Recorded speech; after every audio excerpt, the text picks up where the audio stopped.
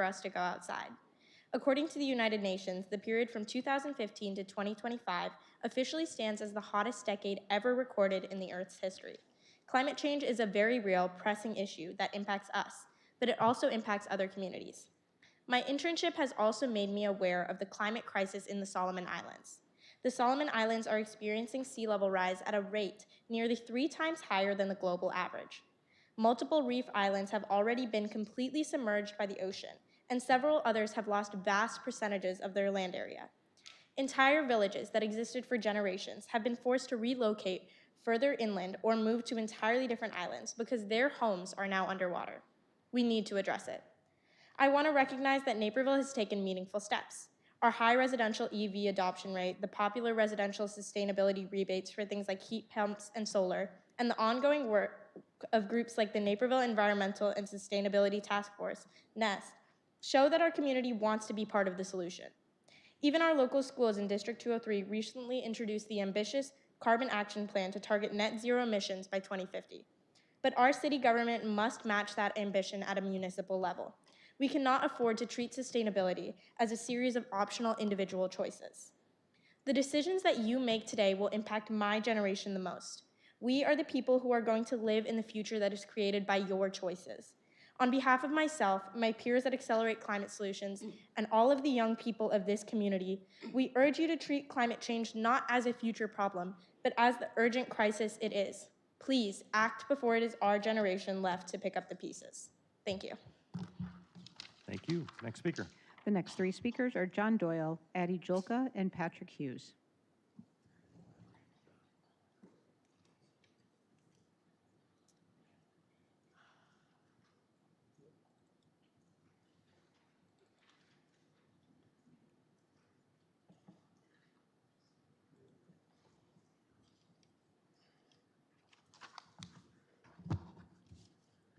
John Doyle, Naperville resident, thank you. If I told you one person's rent and another person's mortgage, would you be able to tell me whose living situation costs more? No, you wouldn't. And it's similar with utilities. We own our utilities, so we need to evaluate comparisons based on cost, not on revenue. It's taken several FOIA requests and even an appeal to the AG's office, but I finally have data to start doing some real analysis on this.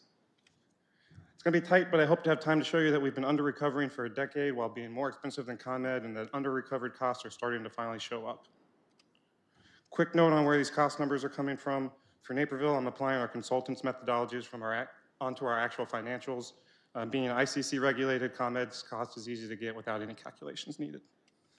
We're starting with Naperville's residential revenue in cents per kilowatt hour. Now let's compare that to the actual full cost of service for those same years. As a quick sanity check, here are screenshots from the forecasts from the last 2 independent studies we had done. The 2022 cost forecast ended up being a tiny bit high, but the 2025 forecast was spot on. Both year studies also clearly highlight the projected revenue shortfalls. With both revenue and cost in hand, we can now see how much we were under recovering over the past 10 years compared to full costs, and it's been significant.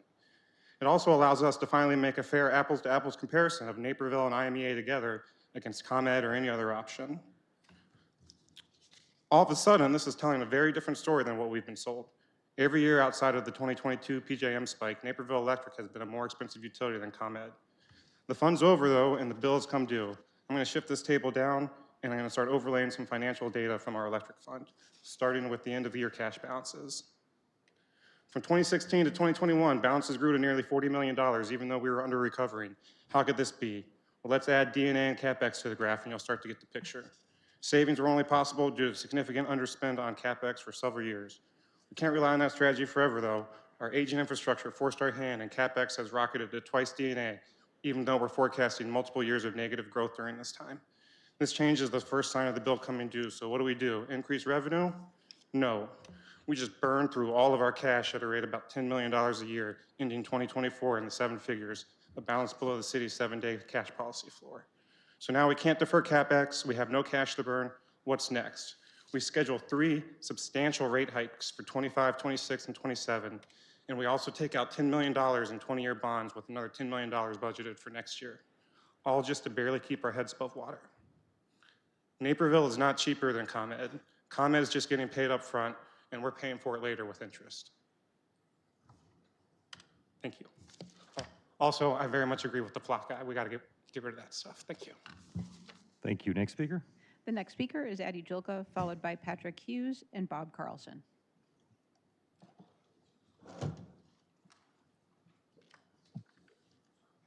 Hello, my name is Adi Julka, and I'm a rising junior at Naperville Central High School. I would first like to thank the City Council for allowing me and so many others to speak here tonight. I wanted to talk about Naperville potentially creating its own climate action and resilience plan, or for short, CARP. I have lived in Naperville for the last 14 years of my life, and I've been to a lot of cities, and it truthfully is one of the most beautiful cities I've ever seen. With its stunning riverwalk and boundless forest preserves, Naperville is a city of immense beauty and nature. However, in order to maintain and protect our city's beauty for generations to come, we must create a CARP. Essentially, a CARP would act as a guideline for our city's environment by creating strategies for reducing carbon emissions while also preparing for unavoidable climate hazards. It would ensure that both sustainability and the environment would be taken into decisions that the City Council makes. Most cities in the United States have a CARP. Naperville is not one of them, making it one of the last remaining major cities in Illinois not to do so. This inhibits Naperville's ability to react to climate hazards like tornadoes, strong storms, and flooding, which have only gotten more severe with climate change worsening. I know many of us recently have been affected by these climate hazards. A CARP would also provide a roadmap for transitioning to more affordable, renewable, and sustainable electricity, which is definitely needed because Naperville when Naperville plans for the end of its current electricity contract. This is because Naperville's current electricity provider, the IMEA, emits millions of tons of carbon dioxide through the generation of coal-based electricity. But by adopting a CARP, we can ensure that Naperville does not indirectly contribute to these emissions in the future by having guidelines that would prevent us from doing so. In fact, by having our own CARP, not only can we reduce our carbon emissions and protect our environment, but we could boost Naperville as a leader in environmental stewardship, which would boost our city's image. I urge you to invest in a CARP as you consider in the 2027 budget, so it can help guide the important electricity and infrastructure decisions facing the city. Naperville is a wonderful city, and I believe by creating our own CARP, we can keep it wonderful for generations to come. Thank you. Thank you. Next speaker. The next speaker is Patrick Hughes. Hi, my name's Pat Hughes. I've been a resident from Naperville for 33 years. Tonight, I'd like to consider some facts, for you to consider some facts concerning Naperville's energy future. Earlier this year, our power grid operator, PJM, projected capacity shortfalls and increased risk for PJM customers, which includes us here in Naperville. These shortfalls are projected to result in brownouts and blackouts as soon as 2029 and 2030. Could you move a little closer to the microphone? We're having a hard time hearing you, sir. I'm sorry. I'm sorry. In a Financial Times article published on June 26 this year, Kelvin Butler, CEO of Exelon, gave similar warnings. During an interview with the paper, he stated that the U.S. could absolutely face widespread blackouts as soon as 2027. This is due to surging electricity demand, especially from AI data centers, electric cars, and the rest, all outpacing power supply and capacity. There's a particular risk in both the Northeast and the Midwest, which includes Naperville. So because you walked away from the extension IMEA offered, this is the new environment in which you leave your successors to negotiate a better deal than what we have right now. City Council is kicking the can down the road. City Council is kicking the can down the road and hoping they don't have to make hard decisions, and I get that. But remember, no decision is a decision. This is exactly what the 100 people heard who attended the Affordable Naperville Town Hall held just last week at the VFW. Our group started out as a small group of concerned citizens less than a year ago, but we're growing. The 100 people who attended last week are citizens all of you represent, and all of you were invited, but only 2 of you showed up, and I want to thank the 2 that did. I was surprised to learn recently that the City of Naperville taxpayers gave $920,000 to NCTV in 2026. Even though they were invited to cover the town hall, no one came. This is despite the fact that they have covered many of the Nest events. If the channel isn't going to cover both sides of a story this important to all Naperville taxpayers, maybe they shouldn't be subsidized with taxpayer money. I think many of you believe we have nothing to worry about as we're contract with IMEA until 2035. While this is partially true, you should not subject Naperville citizens to the uncertainty of short-term decisions where it concerns something as important is our power security. Respectfully, all of you have the opportunity to go down in Naperville City history as either heroes or bums. Heroes are coming to a decision soon on how your energy solutions will drive Naperville prosperity. Or bums because you let your ideology drive you to make a bad decision that could make Naperville unaffordable for many in this community. Affordable Naperville is growing, and with it our message. We will hold you responsible for your decisions or lack thereof. Thank you. Thank you. Next speaker. The next three speakers are Bob Carlson, Dwani Varun, and John Schindler. Good evening. My name's Bob, and I've been a Naperville resident with my family for 33 years. The government entity represented here tonight is one of thousands in Illinois. Illinois has more government entities than any other state. We lead most other states not by hundreds of government entities, but by thousands. Illinois has so many government entities, we cannot count them. Illinois Policy Institute calculates 6,032. 2017 census found 7,000. Civic Foundation found almost 9,000. This is not a statistic to be proud of. California claims the 5th largest economy in the world, yet they managed to get by with only 4,444 government entities. Incredible. Illinois needs about 2,000 more government entities than the world's 5th largest economy. More enlightening examples when compared to the Sunshine State. Florida, like 37 other states, does not have an estate or death tax when you die. Florida does not have a state income tax. Illinois does. Florida's gasoline tax is about half of what we pay in Illinois. Every fill-up, 10, 20 bucks goes to Springfield. Ron DeSantis, the governor of Florida, just announced legislation providing major property tax relief. Let that sink in. Illinois jockeys with New Jersey for having the highest property taxes in the country. Let's be clear though, it's not a property tax, it's our pensions are only 40% funded tax. And lastly, the majority in Springfield finally came to the realization that electronic vehicles are cleverly skirting the gasoline tax. So they're devising a new usage tax for drivers of electric cars. Al Capone would be envious. Does anyone in Springfield ever propose a tax cut? Not under our current governor. Last year alone, Illinoisans paid $16.5 billion more in state taxes than they would have if taxes had stayed consistent with 2018 levels. Source, Illinois Policy Institute. Florida Governor Ron DeSantis has reduced state spending 2 years in a row. Which form of government do you think would be a better steward of your money? It's not a difficult question to answer for some people in this room. I'll include my remarks by asking this government entity. I realize you don't make state laws, but which of these two roads do you think most common sense tax-paying Americans would want to travel down? Thank you so much for your time and your attention. Thank you. Next speaker. The next speaker is Dwani Varun.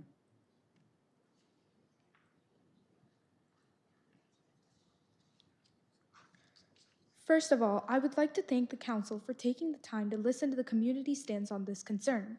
My name is Dwani Varun, and I would like to suggest cleaner alternatives to the current IMEA deal. IMEA supplies the majority of Naperville's energy. However, Naperville doesn't have to rely on just one provider. The city can purchase and generate power from multiple sources, such as NextEra and Constellation, to contribute to one overall energy portfolio. NextEra and Constellation are two large competitive energy providers that sell energy in bulk to municipal utilities. NextEra relies on a mix of renewables with a large portfolio of solar, wind, and battery storage. Constellation Energy leads the nation in carbon-free energy, primarily using nuclear power, supplemented with wind, solar, and hydro. Although these providers raise concerns with pricing since they are for-profit organizations, Naperville can negotiate prices that may be competitive or occasionally lower than IMEA pricing. In addition to purchasing energy from other providers, Naperville can implement new technology to make the city's energy profile environmentally sustainable. For example, a virtual power plant is a cloud-based network that connects multiple smart devices to reduce local strain. They coordinate with smart devices and batteries to store energy while demand is low, reducing grid strain and decreasing reliance on fossil fuel peaker plants. These power plants are frequently paired with solar panels and batteries, making it an excellent addition to Naperville's energy sources. Finally, Naperville can diversify their energy by investing in solar farms. As a reference, the nearby Springbrook Solar Farm generates enough power to supply roughly 180 homes annually. While this project may seem small, multiple installations can supply a larger share of Naperville's utility. Naperville can build renewable assets right before the expiration of the deal and utilize them afterwards. If implemented at a sufficient scale, solar energy can power a meaningful portion of Naperville's energy. These devices also help reduce long-term costs. Virtual power plants help commercial facilities avoid demand surcharges, while solar generation has become one of the lowest cost sources of energy generation. Naperville has an opportunity to make decisions today that will shape our community's energy future for decades. I encourage the City Council to continue evaluating multiple energy suppliers and local renewable investments so that when Naperville's contract expires, the city is prepared to transition to a cleaner, more diversified, and more resilient energy portfolio. Thank you for your time. Thank you. Next speaker. The next three speakers are John Schindler, Robert Jungles, and Joseph Huss. My name is Jack Schindler, and I am here tonight to voice my strong support for renewed attention to historic preservation, as proposed to the Council by Naperville Preservation Incorporated and recently reported in the local press. I have four main reasons for my support. First, I strongly believe that the city should appoint a full-time employee who devotes at least half of his or her time to coordinating matters of historic preservation. Second, I believe it's time to revisit the original four goals of the Historic Preservation Commission, the group that reports directly to you. In brief, we need to ask how we are doing with providing public education, with proactively identifying and protecting landmarks and historic districts, protecting the character of those districts, and supporting the property owners in them. According to what I've read in the recent article, we have a lot of work to do. Workshops on securing landmark status could be instituted as part of public education. We need to proactively grow the list of our only 6 landmarks to many, many more, following the report's suggestion of creating a hot list of 100 candidates. My third reason has to do with the historic districts mentioned in the Commission's original goals 3 and 4. In fact, we have only one such district. We need to find ways to expand from the east side to the west and even add other selected neighborhoods. Then we may be able to make coordinated city-backed efforts to stop unnecessary teardowns, encourage renovation, provide a set of affordable, smaller houses while saving trees and light and green space, and demonstrate along the way that preservation means sustaining a high quality of life as well as encouraging economic development, as witnessed by the recent repurposing of the old Nichols Library. What if, furthermore, in this very neighborhood, the city could find legitimate and legal ways to fine the owners of an abandoned and infested house just a block north of my own, to save a house with a Heritage Society plaque just a block south from imminent demolition, and to reward the owners of a house just another block west for their recent beautiful renovation of an older house. Fourth and finally, the time is right. We are 5 years away from Naperville's 200th anniversary, and what better way to celebrate it but with reports of works in progress in historic preservation. And the centerpiece could well be the repurposing of the Beidelman Furniture Building. In short, I urge you to review and support the proposal you have received and help the citizens of this city to more fully and fairly understand the benefits of historic preservation. It's more, it seems to me, than a matter of time or not having enough money. It's a matter of priorities and collective will. Thank you. Thank you. Next speaker. The next speaker is Robert Jungles. Hi, I'm Robert Jungles. I'm a resident here of Naperville, and I just went through the last 2 months of the City of Naperville doing construction on my block. The guys who paved the street and the guys who redid the cable, they did a great job, but Naperville Public Works guys and the concrete guys were ridiculously bad. The public works guys showing up at 5:20 in the morning, waking up the whole neighborhood with their 2 big trucks, that's not acceptable. The guys coming through spray painting stuff in the neighborhood at 6 o'clock in the morning on a Saturday. Called the police. After I talked to the police chief last time I was here, police did nothing. That's ridiculous. Also, the concrete guys, they tore out the same piece of concrete entering into our neighborhood that they replaced 3 years ago. Replaced it with the same concrete because you guys keep using inferior concrete. Just like the guys pouring the stuff in this time. You tore up my driveway instead of cutting up the concrete. You tore up my driveway, pulled the concrete sidewalk out in one piece. That's ridiculous. Why wouldn't you tear up the sidewalk that you're gonna throw away? Instead, you destroyed my driveway. So now my driveway looks piecemeal while the street looks great. Yeah, that's not really acceptable. Also, the concrete guys watered down the concrete, which makes it not as strong as it would be otherwise, because concrete is basically a chemical reaction to get the full strength of it. The guys watered it down. The concrete that they're supposed to use is supposed to be nice and thick, and they're supposed to have a nice surface on it. None of it. They're sitting there trying to put a surface on it with 1/4 to 3/8 of an inch of water covering the top of it. That's ridiculous. So the concrete guys are completely unprofessional. They said they were going to give me certs for the trucks, for the concrete mixes. Didn't do it. Nothing. The concrete looks horrible. They pull it out, all kinds of voids on the sides of it. It looks terrible. Take a look when you go by any road construction. All the concrete's perfectly fine. So I don't even know if I can replace my driveway because I think the concrete's going to fail probably in 5 years.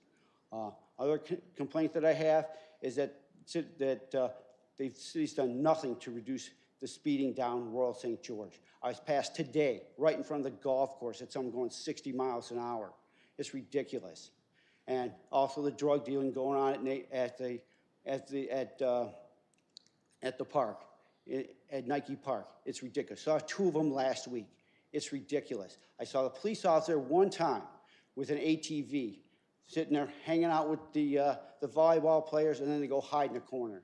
Haven't seen them since. It's nice to see that there's bike police now going through the forest preserve. I've heard they scared away some people, but haven't really arrested anybody. I'd like to see people arrested. It took the city 5 years to get rid of the drug dealer across the street from St. Thomas. How long is it going to take to get rid of the ones out of the park? Thank you. Thank you. Next speaker. The next 3 speakers are Joseph Huss, Stephanie Jacks, and Rita Trionis.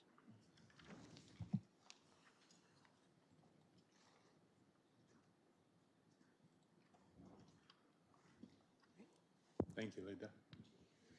Hi, I'm Joe Huss. I'm a 27-year resident of Naperville, and I'm a volunteer with Nest, and I can only hope to do as good a job as the ACS speakers. They did an awesome job.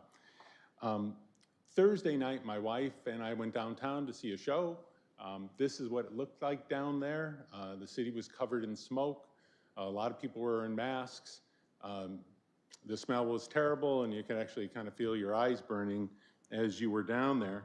When we came home, then we saw these messages from the Park District that Centennial Beach had been closed, a number of activities had been canceled, and that reminded me, like, back in 2023, this is a map that showed the smoke that covered the country in 2023, and at the time we kind of heard, hey, this is a once-in-a-century kind of wildfire, and then it came back in 2025, and then again, now in 2026.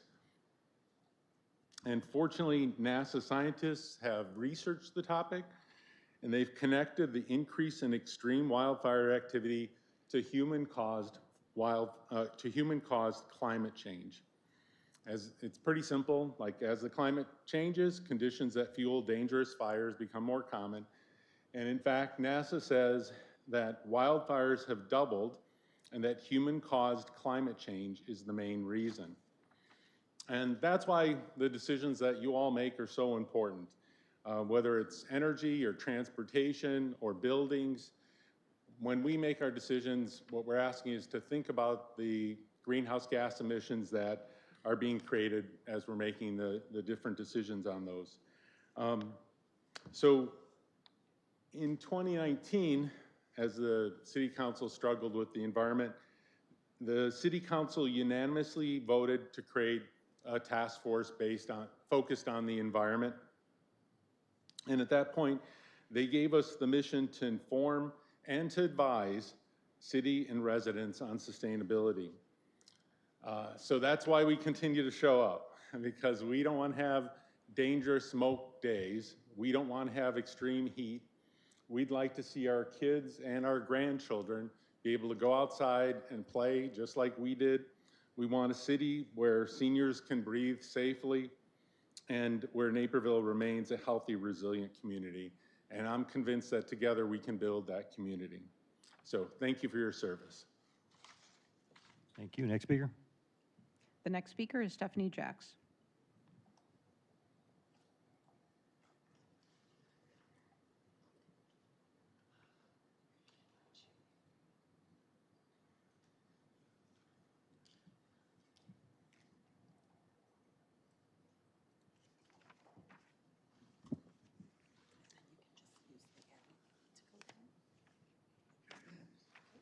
Good evening, Council and Mayor.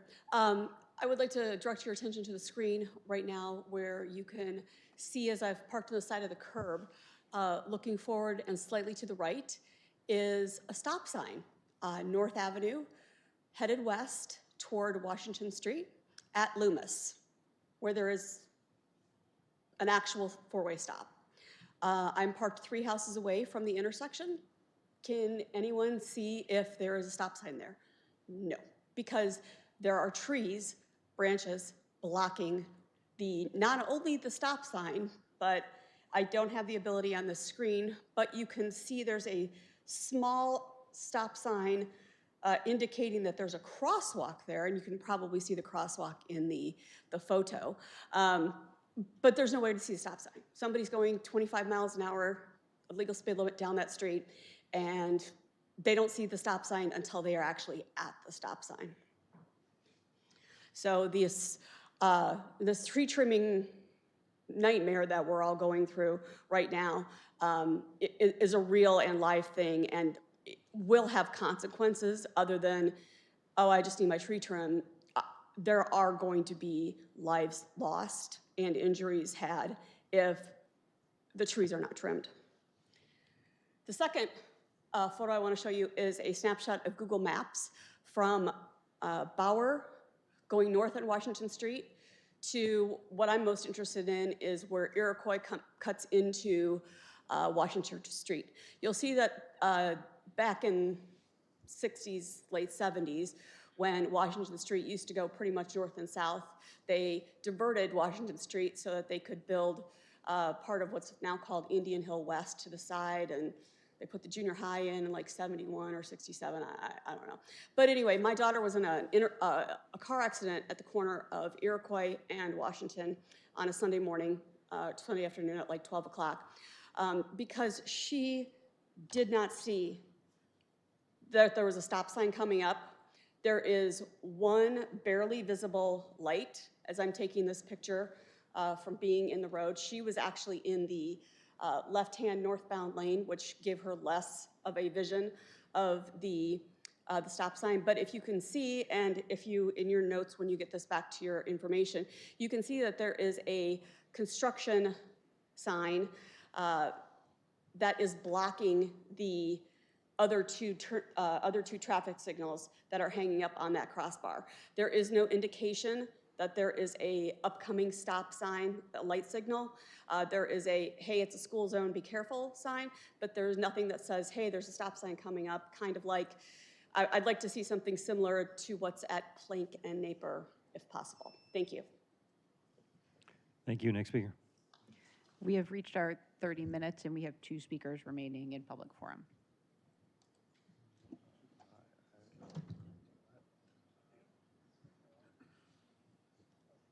Okay. Does council want to take a vote to allow the remaining 2 speakers to go now? Okay. I'll take a voice vote. Is there a motion?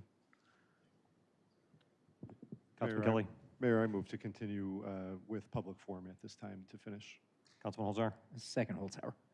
All those in favor say aye. Aye. Opposed? Okay. We'll proceed and finish with the last 2. The next speaker is Rita Trionis, followed by Ted Boulard. Good evening. Regarding the June 3rd Planning and Zoning Commission hearing on Pulte's proposed Naperville Ridge development, tree data from approximately 11 acres, roughly 30% of the 32-acre parcel, was omitted from the presentation and hearing documents. The mature living trees on these 11 acres are not tagged, not inventoried, and not mapped. This was never announced or acknowledged at the hearing. Residents and representatives for Pulte attended and participated with incomplete information, which means our PZC voted on a set of incomplete information to advance this proposal. With over 2,000 trees already counted on the property and approximately 850 planned for removal, how much higher is that number when the missing data is added? Afterwards, residents flagged this omission and started asking questions. We were met with this response from Pulte's attorney, quote, "The city acknowledged and agreed that surveying the area would be impracticable. When I asked who and under what the authority said this, I was met with silence. I contacted Allison Laff.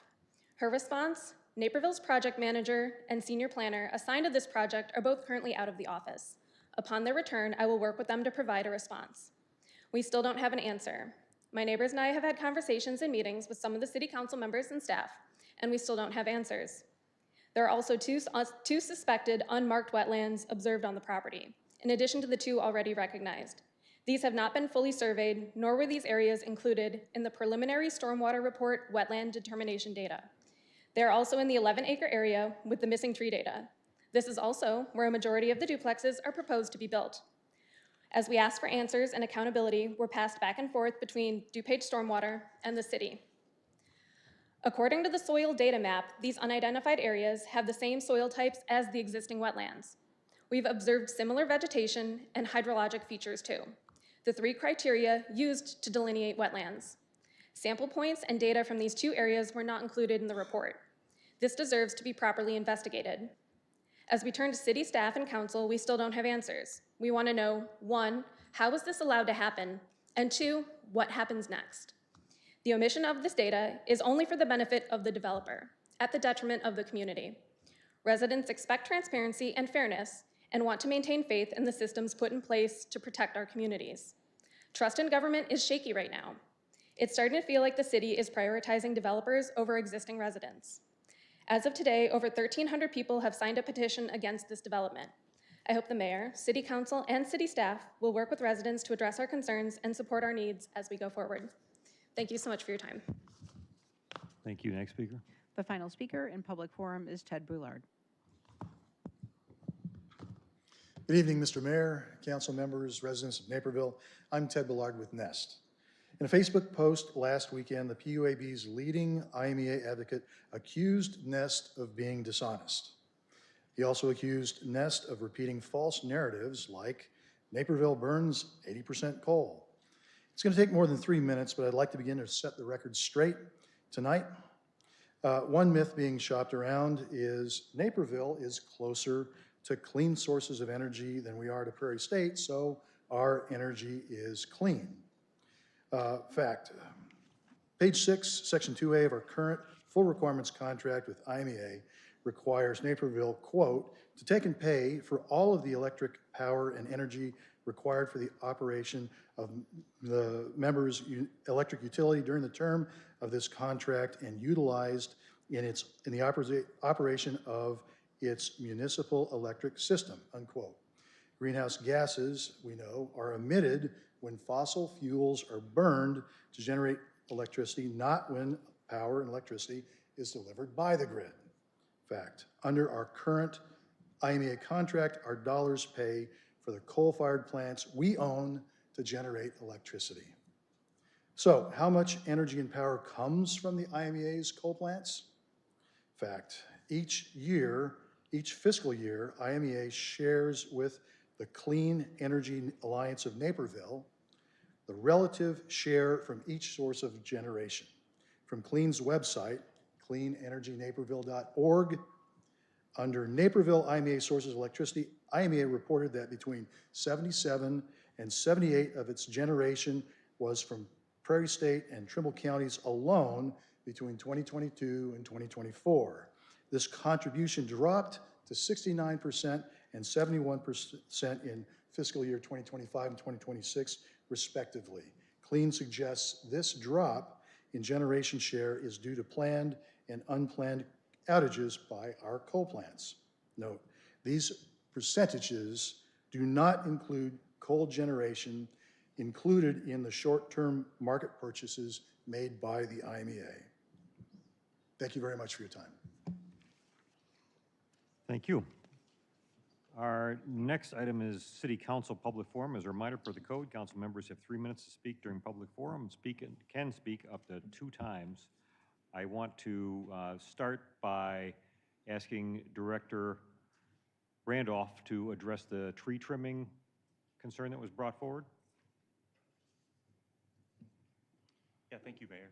Regarding We need to get a little closer to the microphone, sir. We can't hear you. Yes, regarding specifically Mrs. Jack's request about tree trimming at Washington, we did send a public works crew out. We trimmed a few trees, and then we also coordinated with Ted's transportation manager to ensure that the visibility of at least 2 signal heads meets MUTCD requirements, which it does.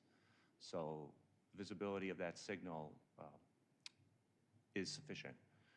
Regarding the stop sign and the branches that are in the way of that, our public works crews are currently working through a large amount of tree trimming requests, grouped by priority. We have a bunch of hangers that we're also addressing, so we will get to that request. Okay, thank you. Councilman Holzer? Thank you, Mayor. Just in the interest of time, while I'm making initial comments, I was hoping that Mr. Jerome could come back up, and Ms. Director LaCloche, I was hoping that you could also put Mr. Doyle's presentation back on the screen, and maybe he could come up as well. In the meantime, while that's coming up and while those 2 speakers are coming down, if they're still here, I thought there were many good comments tonight regarding historic preservation, the tree trimming that was just addressed, concerns about development on 75th Street at our eastern border, and I just wanted to assure those speakers and everybody else, I hear you. I'm very much looking at these issues that just have limitations on the amount of time that we have. So first things first, Mr. Jerome, if you could come up. I just wanted to get clarification from you. Do you take issue broadly with the idea of us using license plate readers as a way of preventing crime in our community? Not at all. I think they have a solid place in law enforcement. My only concern is that by having the data from these license plate readers in the hands of a private company, we really lose control of who they share that with. All right, and if I may ask a follow-up, I plan to ask staff about this, but I'm curious if in your research there are models of having the city hold the data, but still having the private contractor doing the license plate reading. Well, the sheriff in Dane County, Sheriff Barrett, is quoted as saying that they're evaluating 16 different vendors, alternatives to Flock, which allow local data storage options. So this is really to address the problem that kind of got Flock in trouble in the first place. So the city of Denver didn't want their data shared with certain entities, in particular Border Control, but they were sharing their data with the city of Loveland, and then Loveland in turn was sharing it with Border Patrol. So essentially, Denver's checks and balances were meaningless when they shared it with a different municipality that didn't have the same checks and balances. So if Denver had their own system, which is what they're actually currently looking at, and actually they're looking at Axon and Motorola, you couldn't get into their data without their permission, essentially. Right, and I saw that Chief Aries had correspondence with you. I thought, excellent job, Chief Aries. Fair to say, to the extent the city has the ability to set its policy clearly with Flock, we've attempted to do that as a city. I mean, is that a fair comment? Oh, absolutely, yeah. The protections that he described to me seem excellent to me. They seem more than adequate. Okay. The only question is, will they be enforced? So no critique of Chief Aries of the Police Department, same here. My one pitch I would throw out, no need for a response from staff, but in maybe next year's budget cycle, like a few months before June, if it's possible for the IT department, I'm looking at Director Nguyen and city staff to start looking at potential other vendors out there to see if there's anyone that could address the concerns here, where maybe potentially we could store some of this data, in our own systems, but still have the benefits of license plate readers. So throw it out there. I knew somebody out of sort of a friend who reported a, pretty scary incident about a gun being pulled on Ogden Avenue. And they were able to find that person with very little data, using camera technology. So it's not an issue of the technology, it's just an issue of the handling of data. Is fair to say all of that? Correct. Okay, thank you. And then very quickly in my remaining time, I was hoping to just get Mr. Doyle up for about 30 seconds, if I have any. Yeah, you're actually over time, Okay. but if you can wrap it up in 30 seconds, that's Okay, I will. fair. Thank you, Mayor.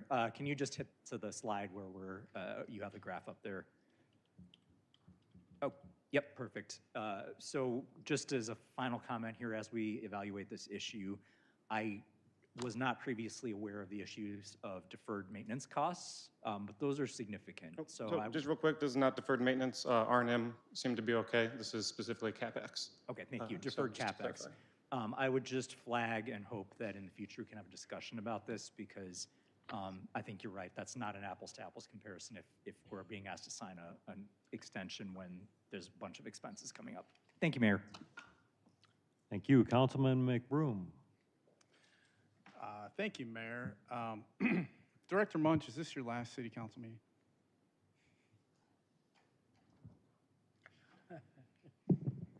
Yes, it is. All right. I just want to let you know I'm still mad at you for leaving us for Wheaton, and I'm kidding. No, I just, it's been great working with you. I think you've been excellent. Huge loss for the city, huge gain for Wheaton. Yeah, just farewell and good luck. Congratulations. Happy for you. Don't lose my phone number. I'll probably still call you for advice. So, but good luck. The other topic that I wanted to talk about with staff was there's been a lot of talk about city task forces. And there was a memo that council received internally back in June. There was a review of city task force. I think, Marcy, you sent the report. And the public got it. I think it created some confusion. On my first run through the memo, wasn't entirely clear to me what the recommendation was explicitly. But having conversations, rereading it again, I guess I'm looking for clarity. Task forces should receive the same services as other nonprofit community organizations. It sounds like, and I guess to me, and I agree with I guess some of the commentary in the beginning of the memo that maybe we shouldn't be in the business of endorsing private organizations or elevating certain voices over than others. But as far as moving forward, and I didn't read this clearly, but I think we are eliminating task forces, and that's the recommendation, although it's not explicit in there. To me, the credibility that a task force receives, a city task force receives, is the fact that there's a task force link on our website. I mean, that's really it. Residents are coming to our website, they're going to the task force tab, and they're seeing listed task force. And that's what gives them, they're kind of elevated. They can go out in the community and say that they're city-recognized organizations. So is that what this means? Are we going to remove the tab? Are we not going to have task forces listed on the website anymore? City Attorney DeSanto. Thanks for the opportunity to address this. I understand that it's confusing. It's been a little bit confusing for staff as well as we've tried to work through it. If I can just talk about it for a second. There is no definition of task force in the Naperville Municipal Code. There's no formal process for designating or recognizing official city task forces, and that's intentional.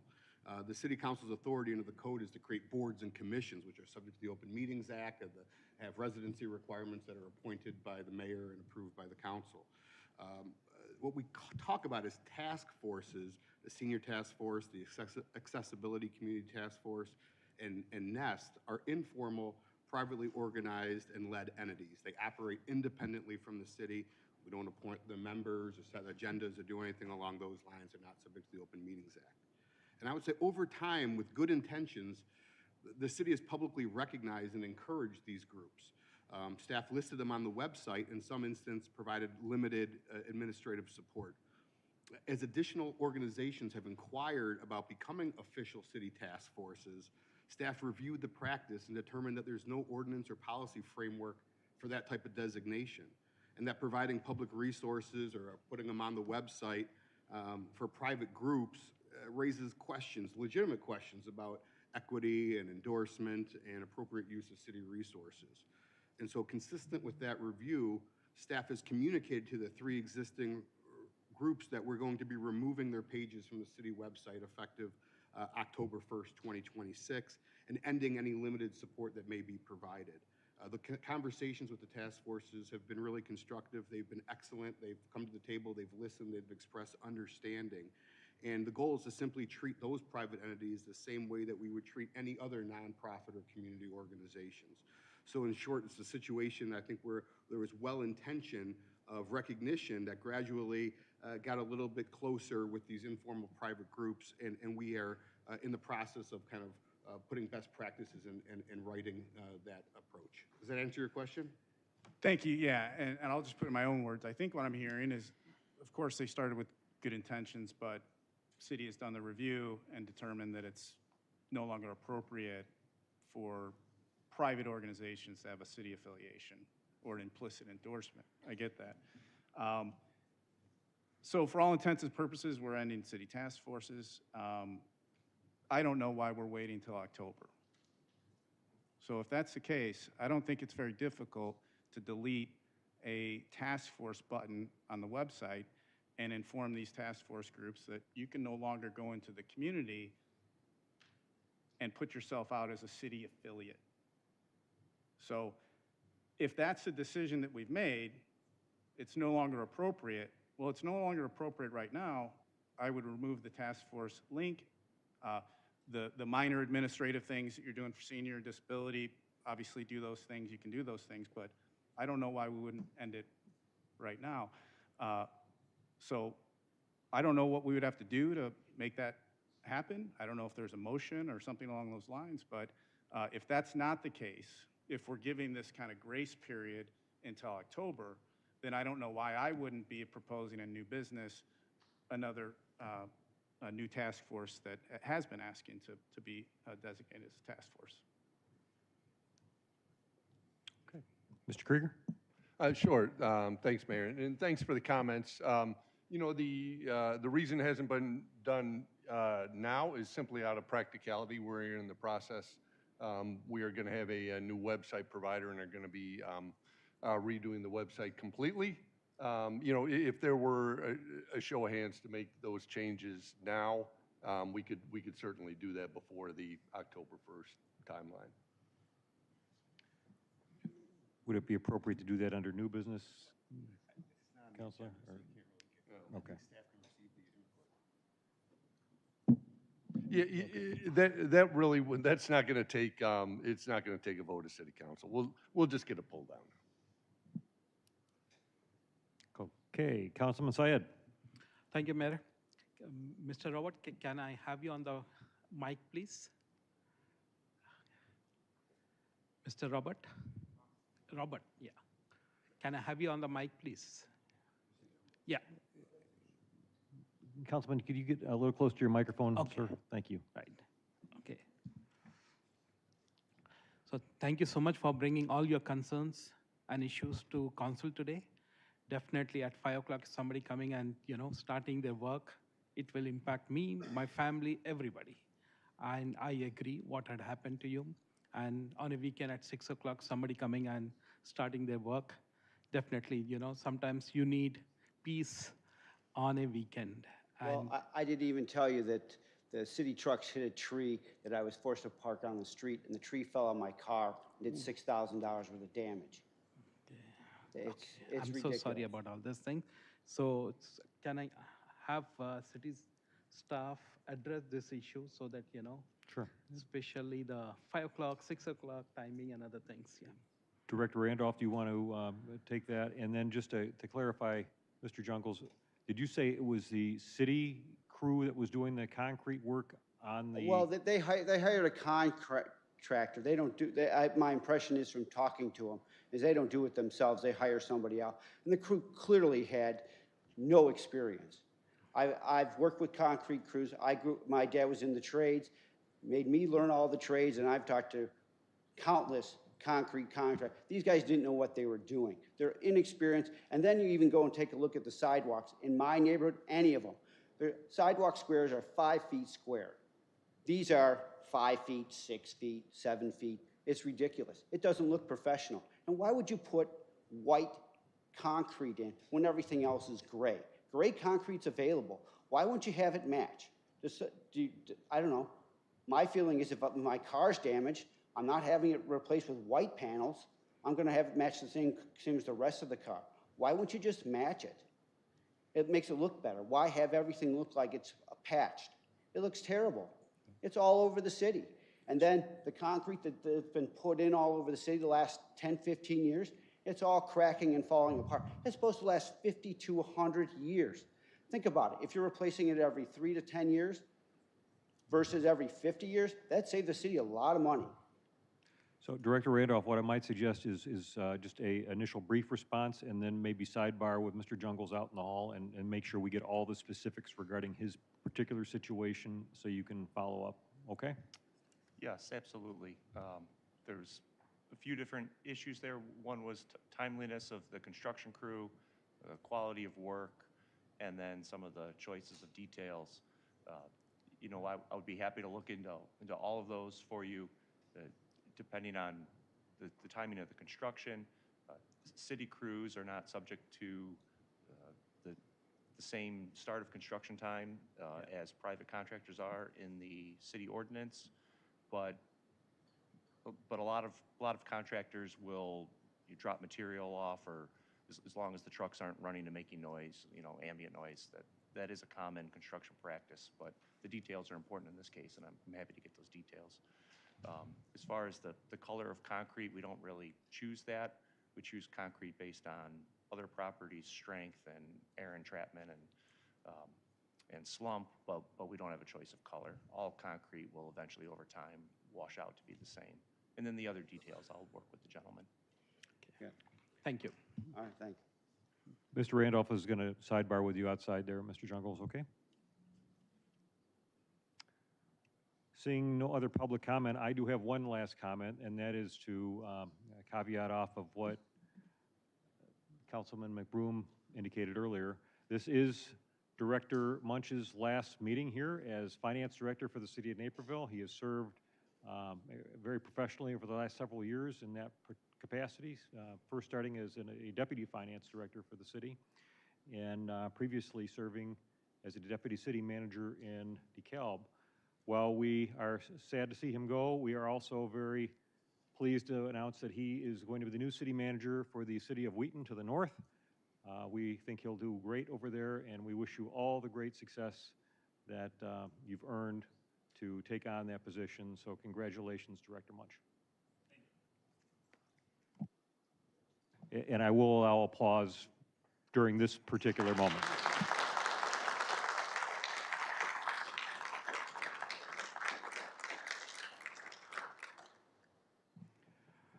Our next item is the consent agenda. May I have a motion to use the omnibus method to approve the consent agenda? Councilman Kelly. I move to use the omnibus method to approve the consent agenda. Is there a second? Councilman Holzer. Second, Holzhauer. All those in favor sign aye. Opposed? Motion passes. Councilman White, was that a yes? Aye. Okay. I'm an aye. We got a 9-0. Thank you. May I have a motion to approve the consent agenda, removing I-16 and I-19? Councilman Kelly. Thank you, Mayor. I move to approve the consent agenda with removing items I-16 and I-19. Councilman Holzer. Second, Holzhauer. Mrs. Schatz, please read the consent agenda, removing I-16 and I-19. Approval of the June cash disbursements for a total of $42,355,124.01. Approval of the regular City Council meeting minutes of June 16th, 2026. Approval of the City Council meeting schedule for August, September, and October 2026. Approval of the appointments of Dr. Kathleen Brazino and Igioma Daramola to the Advisory Commission on Disabilities, Casey Krepfel to the Building Review Board, and Kuhn Wing to the Transportation Advisory Board. Approval of the award of the cooperative procurement for switch refresh for DPW, Water Service Center, and SPB to Sentinel Technologies for an amount not to exceed $249,893.43 for a 3-year term. Approval of the award of bid for curbside leaf collection services to Class 1 professionals and Steve Piper and Sons for an amount not to exceed $280,440 for a 2-year term. Approval of the award of the jock procurement for Century Memorial Chapel roof replacement to McDonough Demolition for an amount not to exceed $288,249.47. Approval of the award of the single source procurement for census water meters to Core and Maine for an amount not to exceed $738,276 for a 6-month term. Approval of the award of the cooperative procurement for pneumatic forklift replacement to Atlas Toyota Material Handling for an amount not to exceed $287,399. Accepting the record of emergency procurement for June 2026 storm restoration and cleanup to various vendors for an amount not to exceed $627,549.28. Approval of the award of the bid for Fire Station 7 generator replacement to PowerLink Electric for an amount not to exceed $297,637 plus a 5% contingency. Approval of the award of change order number 2 to the purchase order for third-party plan review services to Safe Built Illinois for an amount not to exceed $50,000. Approval of the award of change order number 1 to the contract for 2026 pavement marking to Maintenance Coating Company for an amount not to exceed $30,544.90. Approval of the award of change order number 1 to option year number 1 to the contract for heating, ventilation, air conditioning, and dehumidification services to Beery Heating and Cooling for an amount not to exceed $129,970. Passing the ordinance approving a conditional use in the B2 district for an amusement establishment for the property located at 2603 Aurora Avenue, Suite 19, Taste Buds Kitchen. Passing the ordinance to establish temporary traffic controls and issuing a special event and amplifier permits for the 2026 Last Fling and Labor Day Parade on Friday, September 4th through Monday, September 7th, 2026. And passing the ordinance to establish temporary traffic controls and issuing a special event permit for the 2026 Riverwalk Fine Art Fair scheduled on September 19th and 20th, 2026. We have a motion and a second to approve the consent agenda as read. Roll call. Worley. Yes. Gibson. Aye. Holzhauer. Aye. Jane. Aye. Kelly. Aye. McBroom. Aye. Syed. Aye. White. Aye. Wilson. Aye. Motion passes 9-0. I-16. Item I-16 is recommendation to conduct the first reading on an ordinance amending Section 10-4-7, beekeeping of the Naperville Municipal Code.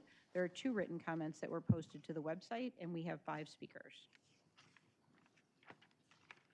Call the first speaker. The first speaker is Chong Yi, followed by Robert Fiesler, and followed by Janine Yi.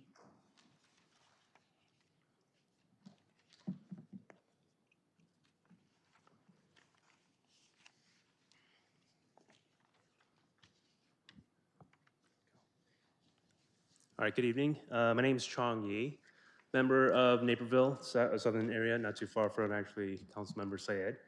I'm here to talk about beekeeping. I'm here to address the amendments to the beekeeping ordinance. I understand and support the city's responsibility to public safety.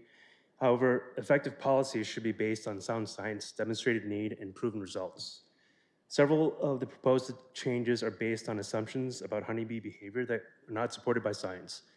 Bees routinely forage up to 2 to 3 miles from their hive and will cross property lines regardless of setbacks or fences. Increasing the required setback from 5 feet to 15 feet may sound reasonable, but it will not be meaningfully change where the bees fly or forage. The proposal does not identify a demonstrated problem that requires these additional restrictions. The staff memo provides no data showing the current ordinance as resulted in significant public safety concerns, pattern of complaints, or enforcement challenges. Before expanding regulations, the city should be able to clearly define or identify the problem those regulations are intended to address. The proposed amendments do not demonstrate how the new requirements will achieve any goals. The ordinance will require larger setbacks, mandatory flyway barriers, and certified mail notifications to neighboring property owners, yet no evidence has been presented showing that these measures will reduce nuisance complaints or improve safety. Effective regulation should be tied to measured outcomes, not assumptions. Finally, I'd like to offer a personal perspective. As a combat veteran, beekeeping is more of a hobby is more than a hobby to me. It provides purpose, responsibility, and connection to both nature and the community. Independent VA research has shown improvements in anxiety, depression, overall well-being, loneliness amongst veterans participating in therapeutic beekeeping programs. For many veterans and first responders, beekeeping is not simply keeping bees, it's about a pathway to healing, service, and community engagement. In short, these amendments are not supported by science, are not justified by demonstrated need, and have not been shown to achieve their intended outcomes. I respectfully ask the Council to reject these amendments and instead focus on education, responsible hive management, and collaboration with local beekeepers. Thank you for your time. Thank you. Next speaker. The next speaker is Robert Fiesler.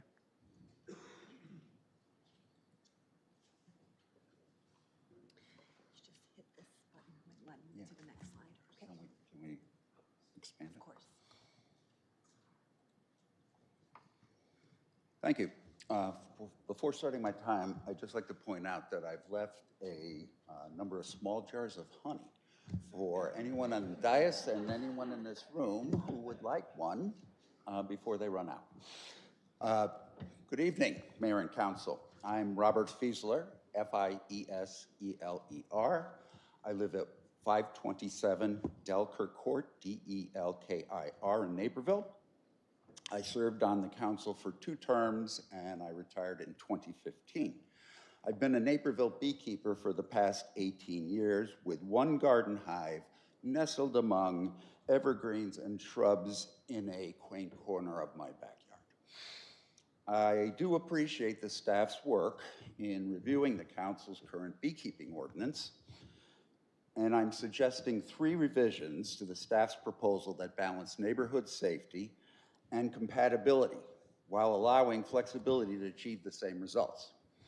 First, the current 5-foot backyard setback shouldn't be raised to 15 feet so suddenly. The 5-foot setback has been in place for many years, long before I started beekeeping. So here's a question. Has our experience with a 5-foot setback resulted in enough situations where a larger setback should have been required? In 2016, the same 15-foot setback proposal was reduced back to 5 feet after considering the evidence. Second, regarding the new fencing requirements, the ordinance should recognize mature vegetation and other natural materials as barriers, acceptable barriers to constructing a 6-foot flyaway fence that requires a separate city permit. The objective is to direct bees upward as they leave the hive. Dense shrubbery and other natural barriers accomplish this same result and often screen hives more effectively than moving them farther into the backyard where they'd be out in the open. And I will show you where it would happen. Yeah, okay, there's my current hive, there's where it would now be with a fence around it, and there's my neighbor's house. Third, I recommend replacing certified mail notification with simpler and equally effective methods such as hand delivery, regular mail, or email. The notification here is intended to inform the neighbors and not to obtain legal proof of delivery or service. Finally, I've submitted a Freedom of Information Act request to the Illinois Department of Agriculture for the number of registered hives, complaints, inspections, investigations, and enforcement actions involving Naperville beekeepers. I'm not asking council to postpone work on this item indefinitely while waiting for that data. I'm simply asking that any information received from the FOIA request be considered before the ordinance's final approval. Also, if the council's amenable, I can provide suggested language. The speaker's time is up. Suggested language for these revisions. Thank you, Mr. Fiesler. Thank you for your time and consideration. I'll ask for any questions now. We'll do that later on. Next speaker. The next 3 speakers are Janine Yee, Daryl Hansen, and Simone Chupin.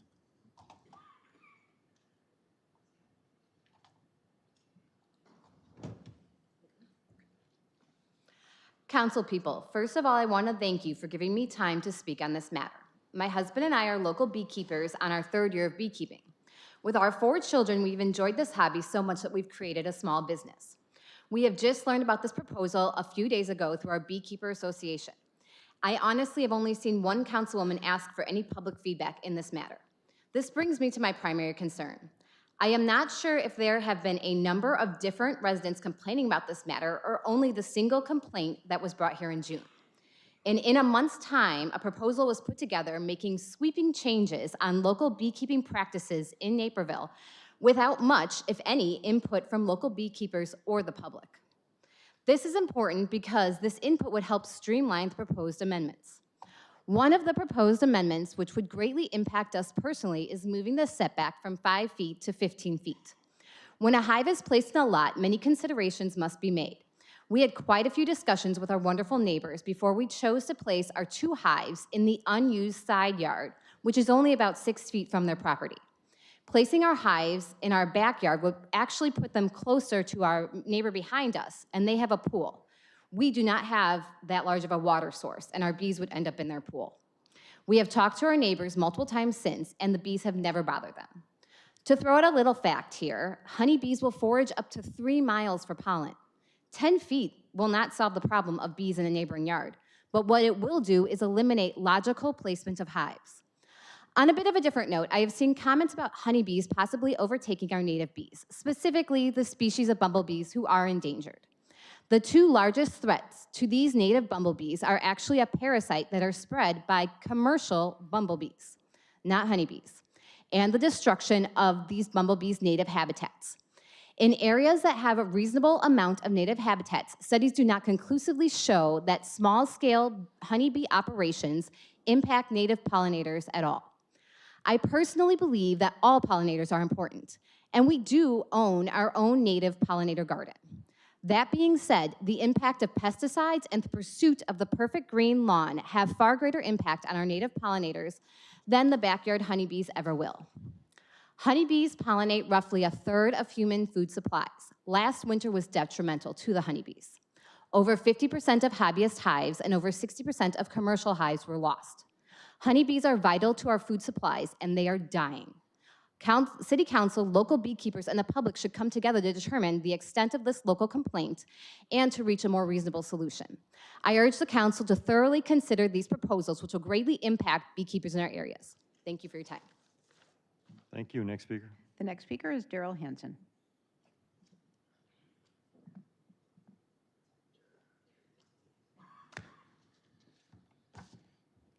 Good evening. My name is Daryl Hansen, and I live in downtown Naperville and have been a resident for 21 years. I was here last month to bring light to the severe impact urban beekeeping is having on our neighborhood, and I want to thank you for reviewing the issue so quickly. My goal isn't to become a regular at these monthly meetings, but rather to ask for your common sense in protecting our community's health and safety. Currently, the city ordinance requires hive to be placed 5 feet from the property line.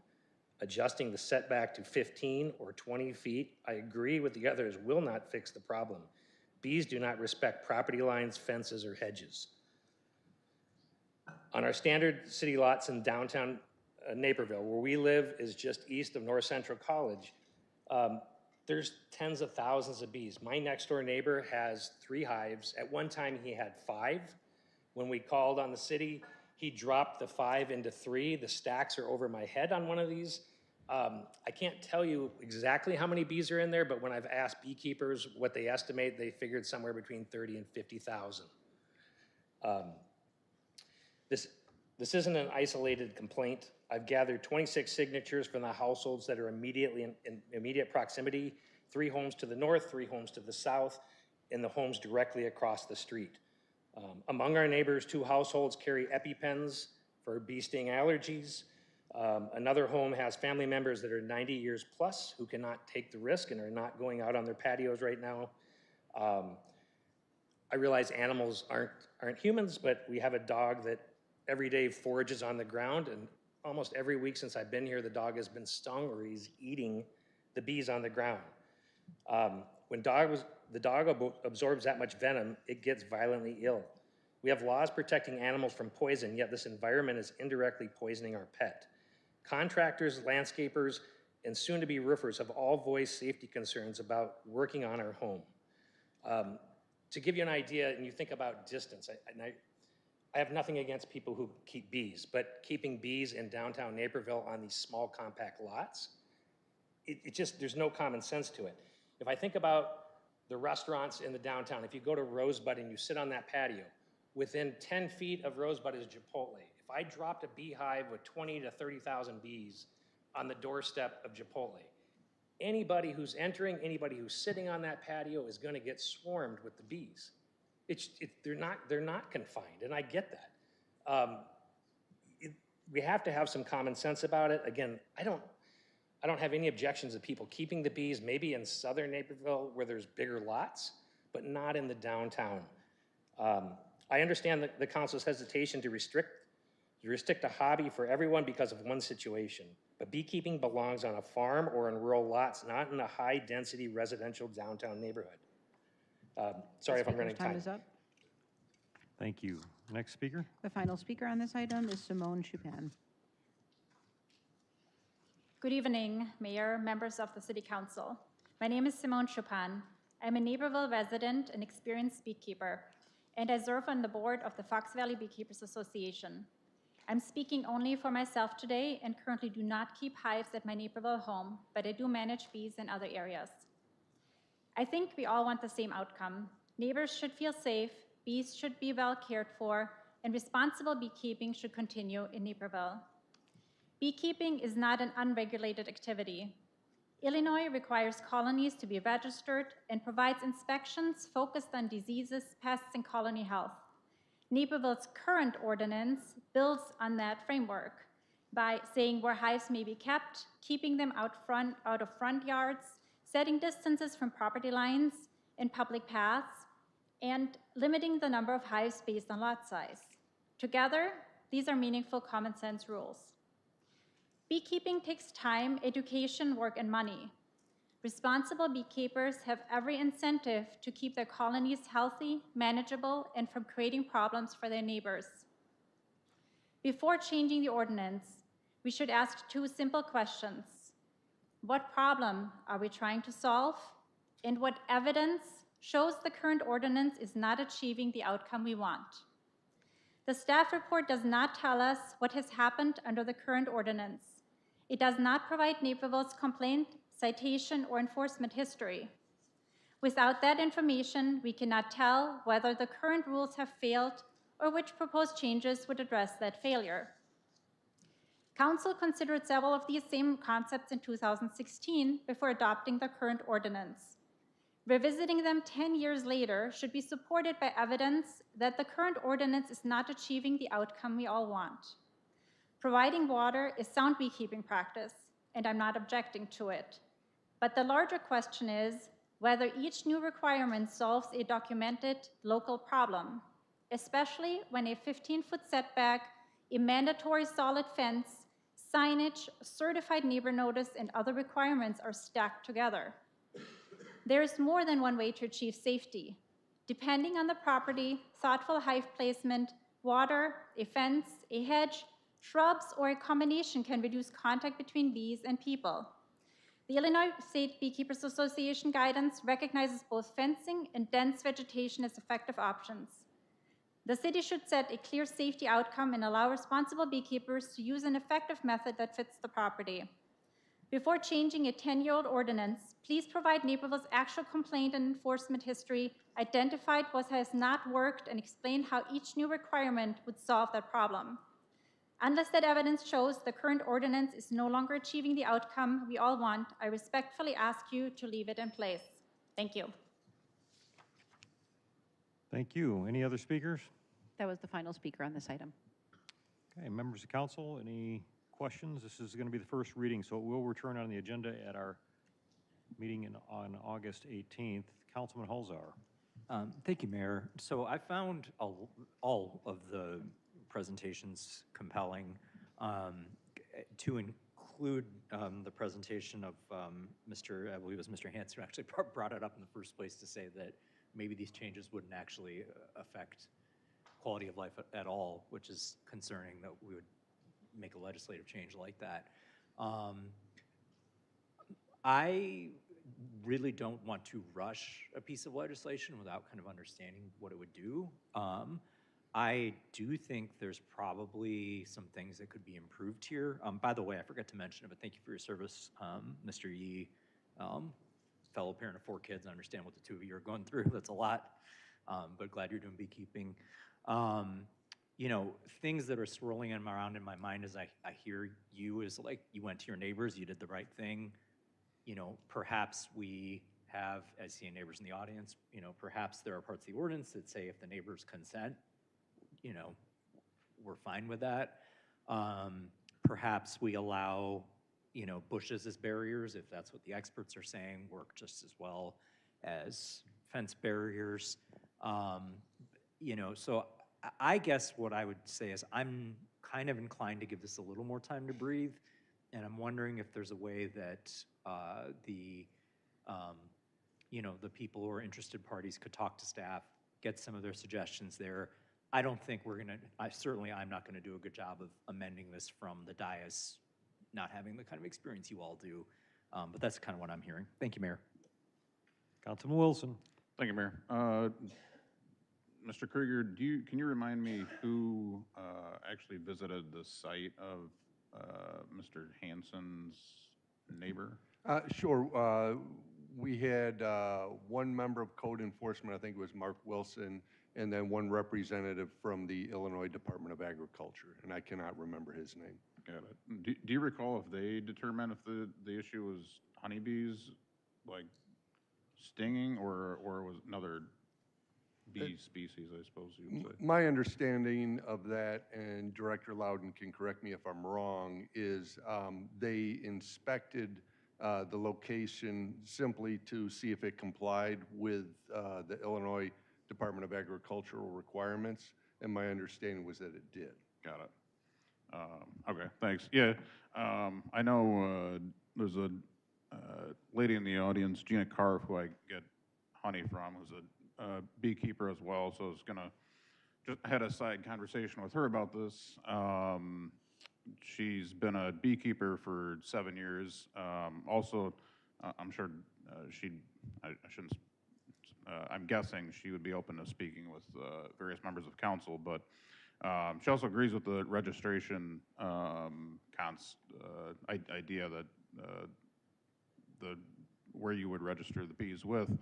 That being said, explaining the situation to her from Mr. Hansen's original speech, it didn't sound like typical, and I'm not a beekeeper, but typical honey bee behavior.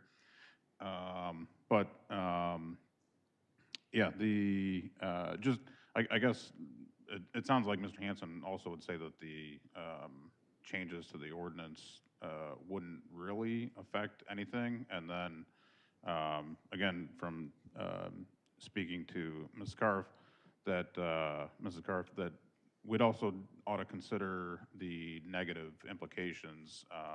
Just again, from talking to her, she also gives presentations on beekeeping and honeybees to Boy Scouts, or will be consulted from others in the neighborhood about potential bee issues that neighbors are having too. So where like proposed changes to the ordinance may negatively affect beekeepers that live in Naperville, and we may not get those that educational or helpful services, I guess you could say, that they're already providing to the city or residents. So that's my 2 cents here. Thank you. Councilman McBroom. Thank you, Mayor. I'll echo a lot of what Councilman Holzhauer said. I'm not ready to do anything right now on this, kind of let it sit, get some more information. This is one of those hard things in local government where you're like, you listen to one side and they make a whole lot of sense, and then you listen to the opposite and like, well, they make a lot of sense too.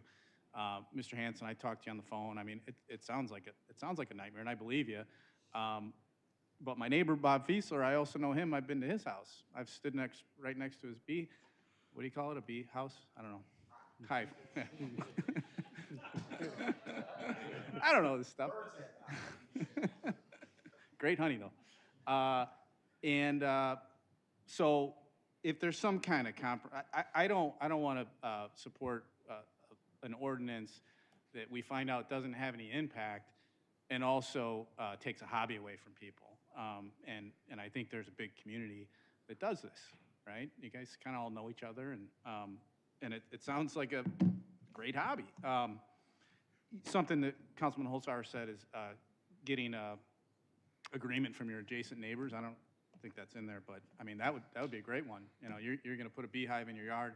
You need to get signed off on your adjacent neighbors, something like that. It sounds like the 15-foot step back would be kind of a burden for some properties. So anyway, I'm listening. I'm kind of seeing both sides, and you know, we'll just gather some feedback and hopefully come up with something that everybody can be okay with. Councilman Syed. Thank you, Mayor. So thank you to all the speakers. And after hearing to your concerns, Mr. Hanson, definitely in downtown Naperville is a different situation. And the situation at the south side of Naperville is different, where they have backyard, large backyard and all those things. I'm one of the neighbors of them. And they, in fact, brought their own neighbor who lives next to them. So thank you for that. But I agree with Councilman Holzhauer. What he said is, I don't want to rush into this. And as Councilman Josh said, it is a hobby. Yes, it's a hobby. Some people have a passion. So people who have a passion for 10 years, 15 years, 30 years, why do we want to, kill that passion? So can we work on a waiver form or waiver from their neighbors if they want to, help support to continue their passion and hobby? I think that will be a good one. And we can work to come to a central position where we can have this hobby as well as we are not disturbing the neighbors. So something like this. Thank you. Councilwoman Gibson. Thank you, Mayor. Thank you, everybody who came out to speak tonight. I'm a little unclear about the direction I'm hearing from council, if we're directing staff to come back with changes, and then this will have been the first reading and we'd vote on it. I guess, Mr. Krieger, how do you see moving forward? Mr. Krieger, you want to? Thank you, Mr. Mayor. We will take council direction, not individually, but if there is a majority of council who says, hey, you know what, I would like to address this one, and if there's support for that, we could modify what would be brought back. But we will really, this was requested by council, so we will follow council's lead on it. Absolutely. Thank you. All right, so then I will give some of my feedback on individual items out of concern that it comes back, and this is the first reading for a final ordinance, but my preference would be not to have this come back. I'd be much more interested to know, this is an ordinance we've had on the table for 10 years, and I hear the residents' concern. I'm hoping we can address those issues without a whole new amendment to the ordinance. I'd be interested in if we have a 10-year history of complaints from neighbors of beekeepers, and if there's a way to remedy the residents' concern, maybe been through the state that registers the hives. I also, one of the things that stood out to me in the amended ordinance was the neighbor notification, registered mail with return receipt for something that neighbors, even if they object, can't stop their neighbor from doing what they're allowed to do on their private property. Seems cumbersome. I know we have in there signage for beekeepers. It's not really fleshed out in the ordinance, but if there's a signage requirement, I'm not sure that we need certified mail or even any formal neighbor notification to do something that an ordinance allows you to do on your own private property. And again, if we do bring this back, Mr. Fiesler's comments about allowing natural barriers like trees or wooded area to substitute for a flyaway wall, I think was a valid comment. But again, those are all, for the record, if this is brought back, I would prefer to leave the ordinance as is. Thank you. Councilman White, I understand you have a comment? Yes, I do, Mayor. I have just a couple of things. Great comments by members of the dais. I appreciate the comments by the members of the community as well. All my time on the council, I've not heard of any complaints on bees, and I don't know if anyone from staff, I mean, everything doesn't come to us, but how often do we get complaints on this, if anyone can answer that? Director Loudon, do you want to try that? It was a number of complaints that we've received on bees that you're aware of through code enforcement? I know for a fact that we've had one recorded code case since the beginning of 2025, and it related to 431 South Columbia that we're talking about. And then anecdotally, in talking with our code team, we believe in the past decade we've maybe had 2 others. Okay. So it doesn't sound like a lot, but you know, I value every community member's safety. That's I think our number one job as elected officials, ensure safety to the community.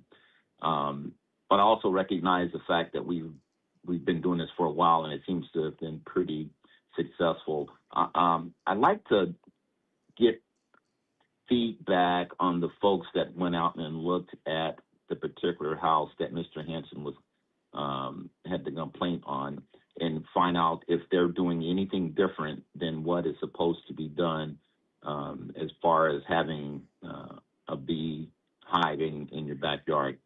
I think also that I look at this as an opportunity. This may be an opportunity to maybe take a look at, let's say, for example, the house next to Mr. Hanson's, and maybe implement a couple of changes to see if it makes any differences. Maybe does a 10-foot versus a 15-foot make a difference? Do we have a particular fly wall, and what's the height of it? We have an opportunity to try a few things and experiment and find out what might be a good way to do this. I think another thing we should consider definitely is we have a lot of, and what I see is a lot of expertise in the room, Mr. Fiesler, some others as well, that can work with staff so that you can use their expertise as far as implementing particular things, if we implement anything at all. Other things to consider, I mean, this is happening downtown versus other areas, maybe within the community. Maybe there's a standard for downtown if we come up with something with the experts here that may determine that might be something we need to consider. So those are just my comments. I don't want to jump through anything right now, but let's use this as a way to kind of check some things and see if we can come up with the best practice for the community. Thank you. Thanks, Councilman. I guess I'll have the final comment on this particular item. Just a few observations. The reference material that we're using from the Illinois State Beekeepers Association, it was published back in 2013, so it's relatively old, but our current ordinance does not have the best management practices that the Illinois State Beekeepers Association identifies in place. So our current ordinance is technically in conflict with more stringent best management practices by the actual association that advocates for amateur beekeeping in the state. So I think there is some concern I would have about maybe getting an updated best management practice from whatever associations are out there that do this stuff, and see if we can get some additional data that might be a little bit more update that we can use. The other thing I would say is there's 16 million people approximately in the United States that are allergic and have anaphylaxis to bee stings. And I think anybody who's faced that stuff, I have a family member and she is one of those people. So when you have that type of allergy, you avoid at all costs being near bees. And if my neighbor was doing what I saw in the Hanson's situation, where there's this very dramatic photos and videos of the bees crossing over into their property near the windows, I can tell you that I would probably not be living next door anymore. So that's something that we have to be cognizant of, is when we have things and hobbies that are affecting the welfare of our neighbors, we have to be thinking about how that affects other people. So whatever we come up with as we continue this discussion, I hope we will keep those things in mind, because I would truly believe that if Mr. Hanson today were to try to sell his home, the home value will be not the same as a home that would not have this next door to it at this particular time, simply because you're ruling out a certain number of people who would potentially be interested buyers, including a real estate broker who might not be willing to show or take on the client because of that situation. So I think there's more discussion to be had. It sounds like council's waiting for more information, but I don't want to make any suggestion that this is not a serious issue, and I think this council really needs to get all the information so we can provide some real accurate and up-to-date feedback. So at this point, Mr. Krieger? You know what, we will, for the information that's been requested, we will have the ability to get some of that before the August meeting. It looks like there's going to be some of that information which we will not. What I will do is we will make best efforts to get the information, and we will make a call in 2 weeks whether or not we will include it on the August agenda or move it to the first meeting in September. Okay. I-19. Item I-19 is a recommendation to designate Douglas Avenue between Webster Street and Washington Street as Sergeant Robert L. Miller Commemorative Way. We have one speaker, John Miller.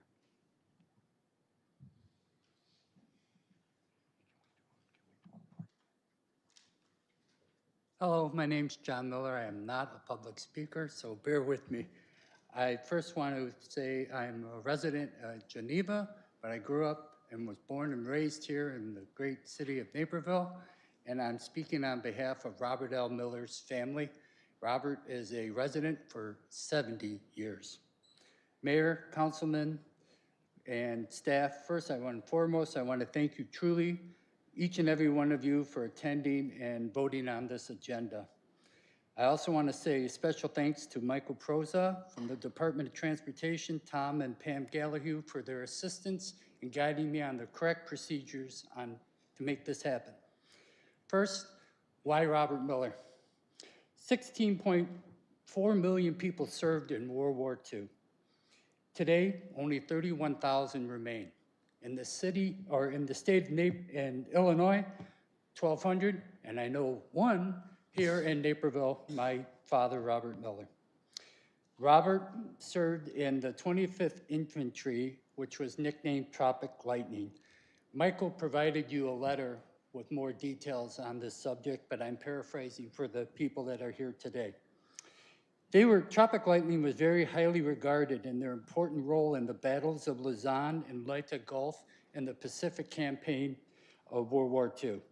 Both of these battles are designated on the World War II Memorial as important battles in the liberation of the Philippines. The main commander that my father served under was buried at Arlington Cemetery. My dad's actions during these battles led to multiple medals of honor and service. You know, Naperville has always proudly remembered its heritage, whether it be Naperville Settlement, the 9/11 Memorial Tribute, or the tribute to my childhood friend and neighbor, Lieutenant Dan Schanhauer. And now I'm pleading, begging, whatever you want to call it, for this acknowledgement for my father. My dad was, as I mentioned, is a 70-year resident of Naperville, is a humbled man. He's never sought praise for all that he has done for this city and this nation. The location selected for this honor is a perfect location. My father was a science teacher at Washington Junior High and finished his career at Madison Junior High and taught for over 36 years. He also was a football coach, mentor, and was named the head of the science department in both locations. I think my dad took the greatest pride when he'd be walking around town, whether it was a grocery store or his very favorite place, the Riverwalk, and when former students would come up to him, acknowledge him on what a wonderful teacher he was and what he meant to them. Some even followed into the area of science because of my father. Now, on behalf of my dad's family, his late peers at Washington Junior High, and the hundreds of students who my dad has taught, I really, hopefully, that you bequeath this honor upon him, and I'm here today to answer any questions or comments. Thank you very much. Thank you. Councilman Kelly, may I have a motion? Yes, Mayor, I move to designate Douglas Avenue between Webster Street and Washington Street as Sergeant Robert L. Miller Commemorative Way. Councilman Holzhauer? Second Holzhauer. We have a motion and a second on I-19. Roll call. Gibson. Aye. Holzhauer. Aye. Jane. Aye. Kelly. Aye. McBroom. Aye. Syed. Aye. White. Councilman White? Next. Wilson. Aye. Worley. Yes. Motion passes 8-0. Congratulations. And we will take a 7-minute break, reconvening at 8:50.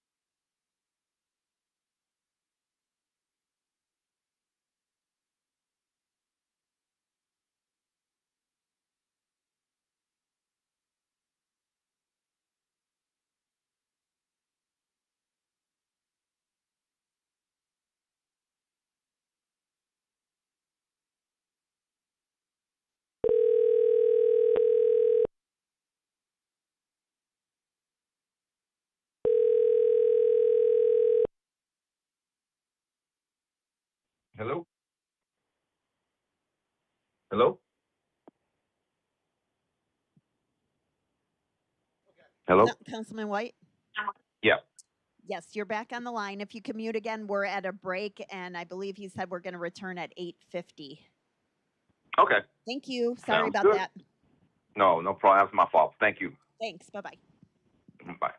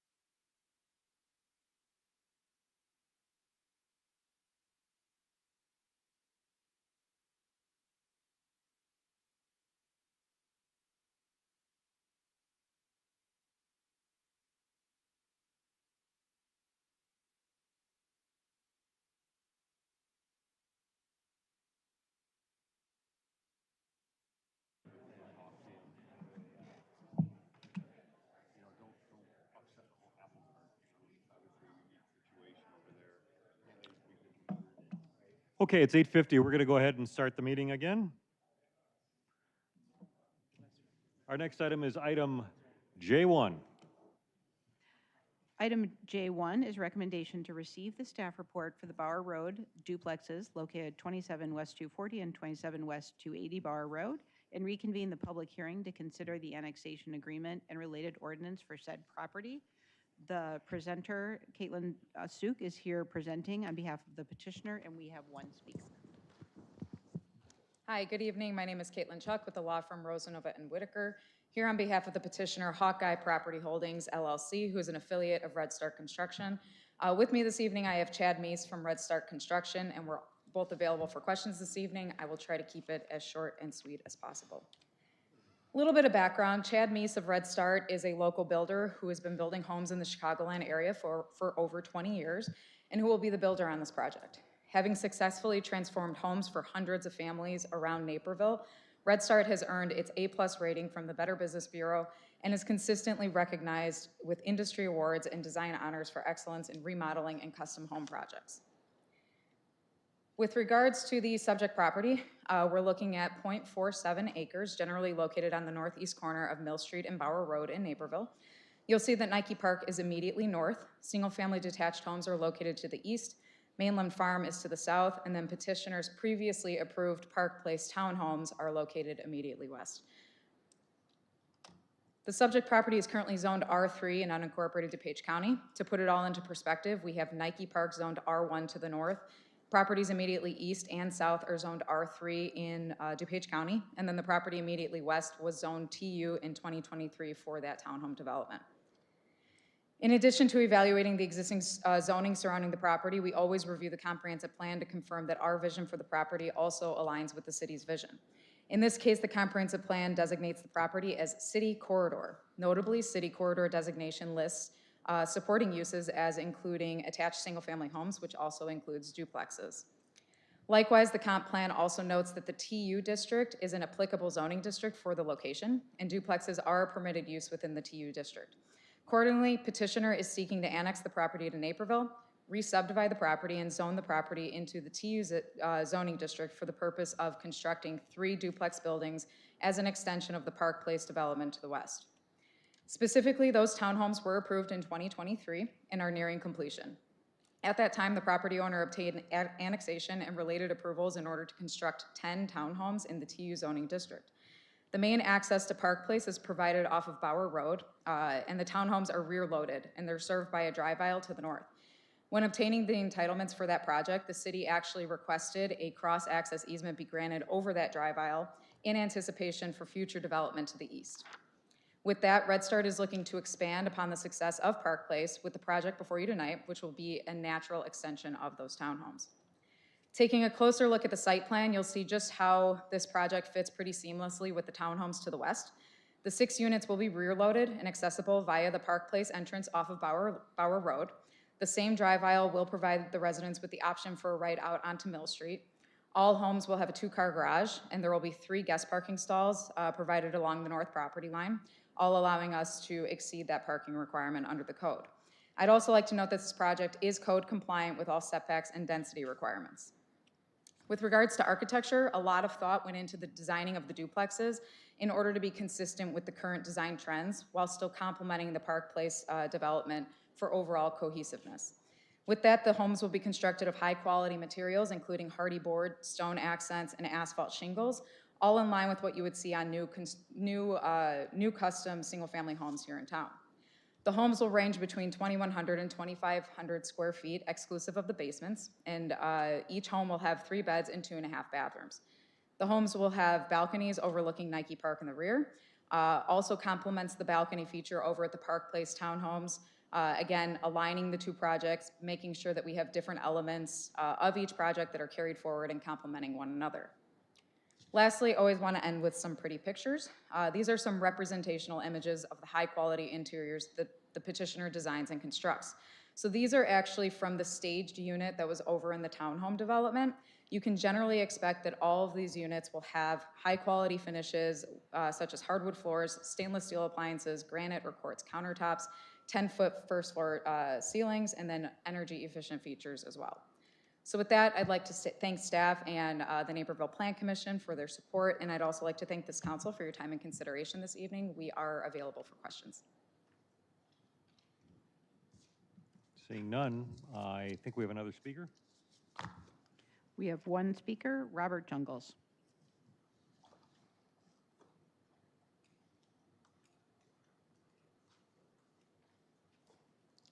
And as a reminder, sir, you have 3 minutes. Hi. My problem is with all the new construction that's going on in Naperville is our sewer systems right now are overwhelmed. The sewers in my neighborhood are topped off with heavy rains. As soon as we get rain, we got 3-4 inches of water sitting in the street. It's all because the city is basically overbuilding. You're putting in multifamily units in single-family residence areas. The sewer systems are designed for single-family home residences, and we're already having problems with sewers backing up into people's homes. I have a neighbor 2 doors down from me, their house filled with sewage in the last heavy rainstorm. And it's because the city is overworking the sewer system. It's not designed for all this capacity on it. It doesn't have that capacity. The city keeps putting out notes that the backflow valves are failing on people. That's not true. I consulted with an engineer who worked in the city of Chicago for over 45 years. The backflow valves are designed that if there's too much water pressure in the system, they stay open. They won't close. That's the way they're designed, so the sewer system so the sewer drain doesn't rupture. The residential sewer systems are designed for a maximum of 2-story homes, and the city keeps adding on structures that are too tall. That's why the sewer system isn't working properly. You need to remove the sewer system or fix it before adding them all on. These will look like they're 3-story buildings. It looks like it's going to cause a problem. Also, none of these structures also follow the water management document that the City of Naperville and all the other western suburbs signed back in the 90s after the 96 flood, where people had geysers coming out of their basement sewers, where properties are supposed to absorb the water that their home displaces. So all the water is going into the sewer system, causing additional problems. People have enough problems right now with the sewers. You can't sit there and replace one home with 3, with one home with 10 or 11, like you did on the corner, and expect everybody else to absorb it, and people who've been there for years getting their homes flooded out. That's not right. You need to properly have the sewers run. They're set up for residential homes, not for structures higher than 2 stories, and you're overpressurizing the system. Basically what's happening is when the water comes in, all these high-rise structures are acting like mini water towers and overpressurizing the sewer system. That's the problem. You need to fix the problem before adding more to it. All the stuff at Nike, across the street from Nike Park, is just going to cause more of a nightmare, and you're going to have homes flooding everywhere. Everybody that I knew who had their homes flooded out in 96 were within a half a mile of a taller structure. That's why they're all flooding out. You need to fix the problem before adding more to it. Thank you. Thank you. Councilman Kelly? Yeah, thank you, Mayor. Just a quick comment on the project. Sure. I was going to open the public hearing first. So technically, I'm once again opening the public hearing for the Bauer Road duplexes. Anyone who wishes to speak may come forward. Seeing no one else, can I have a motion to close the public hearing? Councilman Kelly. Thank you, Mayor. I move to close the public hearing. Second, Holzhauer. All those in favor sign aye. Aye. Opposed? The public hearing is now closed. Councilman Kelly? Thank you, Mayor. I always say just a very quick comment on the project. Appreciate the presentation and the elevations. When we had the townhomes immediately to the west, I think I was the only vote against that project. I was happier on this project. I think the elevations look a little nicer, or a little more compatible with the neighborhood, and also that you're not asking for a density variance, which I didn't think was really necessary on the project to the west, and you didn't ask for it here, so I appreciate that, and am happy to support this. Thank you. Okay, seeing no other questions. J2. Item J2 is a recommendation to pass the ordinance authorizing the execution of the annexation agreement for the Bauer Road duplexes. Councilman Kelly. Thank you, Mayor. I move to pass the ordinance authorizing the execution of the annexation agreement for the Bauer Road duplexes development 0162-2025. Councilman Holzhauer? Second Holzhauer. We have a motion and a second on J2. Any discussion? Seeing none, roll call. Holzhauer, Aye. Jane, Aye. Kelly, Aye. McBroom, Aye. Syed, Aye. White, Aye. Wilson, Aye. Worley, Yes. Gibson. Aye. Motion passes 9-0. J3. Item J3 is a recommendation to pass the ordinance annexing the subject property for the Bauer Road duplexes. Councilman Kelly may have a motion. Thank you, Mayor. I move to pass the ordinance annexing the subject property for the Bauer Road duplexes development 0162-2025. Councilman Holzhauer? Second Holzhauer. We have a motion and a second on J3. Any, Councilwoman Jane? Okay. No discussion? Any discussion? Seeing none, roll call. Jane, Aye. Kelly, Aye. McBroom, Aye. Syed, Aye. White, Aye. Wilson, Aye. Worley, Yes. Gibson, Aye. Holzhauer. Aye. Motion passes 9-0. Item J4. Item J4 is a recommendation to pass the ordinance rezoning the subject property to TU transitional use upon annexation for the Bauer Road duplexes. Councilman Kelly. Thank you, Mayor. I move to pass the ordinance rezoning the subject property to TU transitional use upon annexation for the Bauer Road duplexes, development 0162-2025. Councilman Holzhauer. Second Holzhauer. We have a motion and a second on J4. Discussion? Seeing none, roll call. Kelly, Aye. McBroom, Aye. Syed, Aye. White, Aye. Wilson, Aye. Worley, Yes. Gibson, Aye. Holzhauer. Aye. Jane. Aye. Motion passes 9-0. Item J5. Item J5 is a recommendation to pass the ordinance approving a preliminary final plat of subdivision for the Bauer Road duplexes. Councilman Kelly. Thank you, Mayor. I move to pass the ordinance approving a preliminary final plat for subdivision for the Bauer Road duplexes, development 0162-2025. Councilman Holzhauer. Second Holzhauer. We have a motion and a second on J5. Discussion? Roll call. McBroom, Aye. Syed, Aye. White, Aye. Wilson, Aye. Worley, Yes. Gibson, Aye. Holzhauer, Aye. Jane, Aye. Kelly. Aye. Motion passes 9-0. J6. Item J6 is a recommendation to pass the ordinance approving a variance for the Bauer Road duplexes. Councilman Kelly. Thank you, Mayor. I move to pass the ordinance approving a variance for the Bauer Road duplexes, development 0162-2025. Councilman Holzhauer. Second Holzhauer. We have a motion and a second on J6. Any discussion? Roll call. Syed, Aye. White, Aye. Wilson, Aye. Worley, Yes. Gibson, Aye. Holzhauer, Aye. Jane, Aye. Kelly, Aye. McBroom. Aye. Motion passes 9-0. Councilman Kelly, M1. Mayor, I move to approve the award of bid 26-055R Tollway 34 kV switchgear building to Granite Construction Company for an amount not to exceed $3,964,772 plus a 3% contingency. Councilman Holzhauer. Second Holzhauer. A motion and a second on M1. Discussion? Roll call. White, Aye. Wilson, Aye. Worley, Yes. Gibson, Aye. Holzhauer, Aye. Jane, Aye. Kelly, Aye. McBroom, Aye. Syed, Aye. Motion passes 9-0. Councilman Kelly, M2.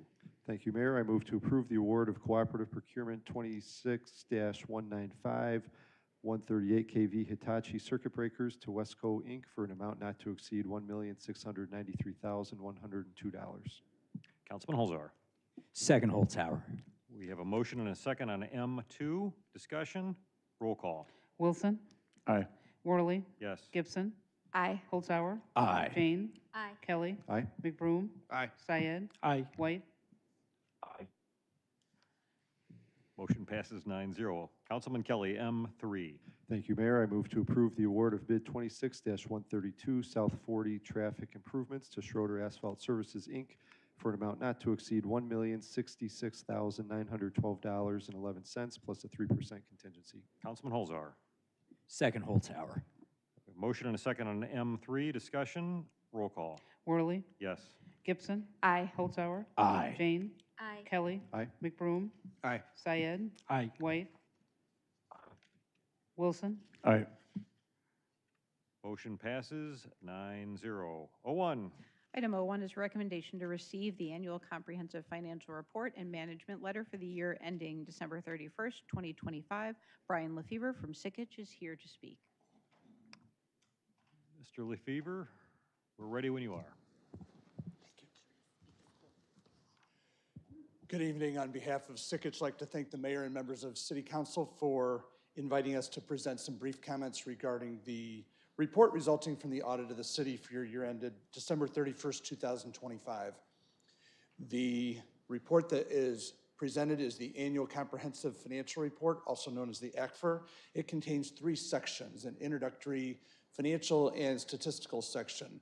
The financial section contains all of the information that's required for the audit of the city under Illinois compiled statutes. What makes it a comprehensive report is the addition of the introductory and statistical section. Within the introductory section is the award the city received for its 2024 Annual Comprehensive Financial Report. This is the GFOA, or Government Finance Officers Association, Certificate of Achievement for Excellence in Financial Reporting. The city's received this award for 32 consecutive years. In addition, the city has also received an award for its budget presentation from GFOA for 33 years. The ACFR is considered to be the highest level of financial reporting and most transparent in the local government industry.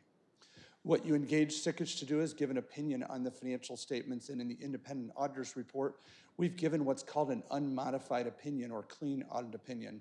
What that means is the financial statements were prepared in accordance with generally accepted accounting principles, free of material misstatement.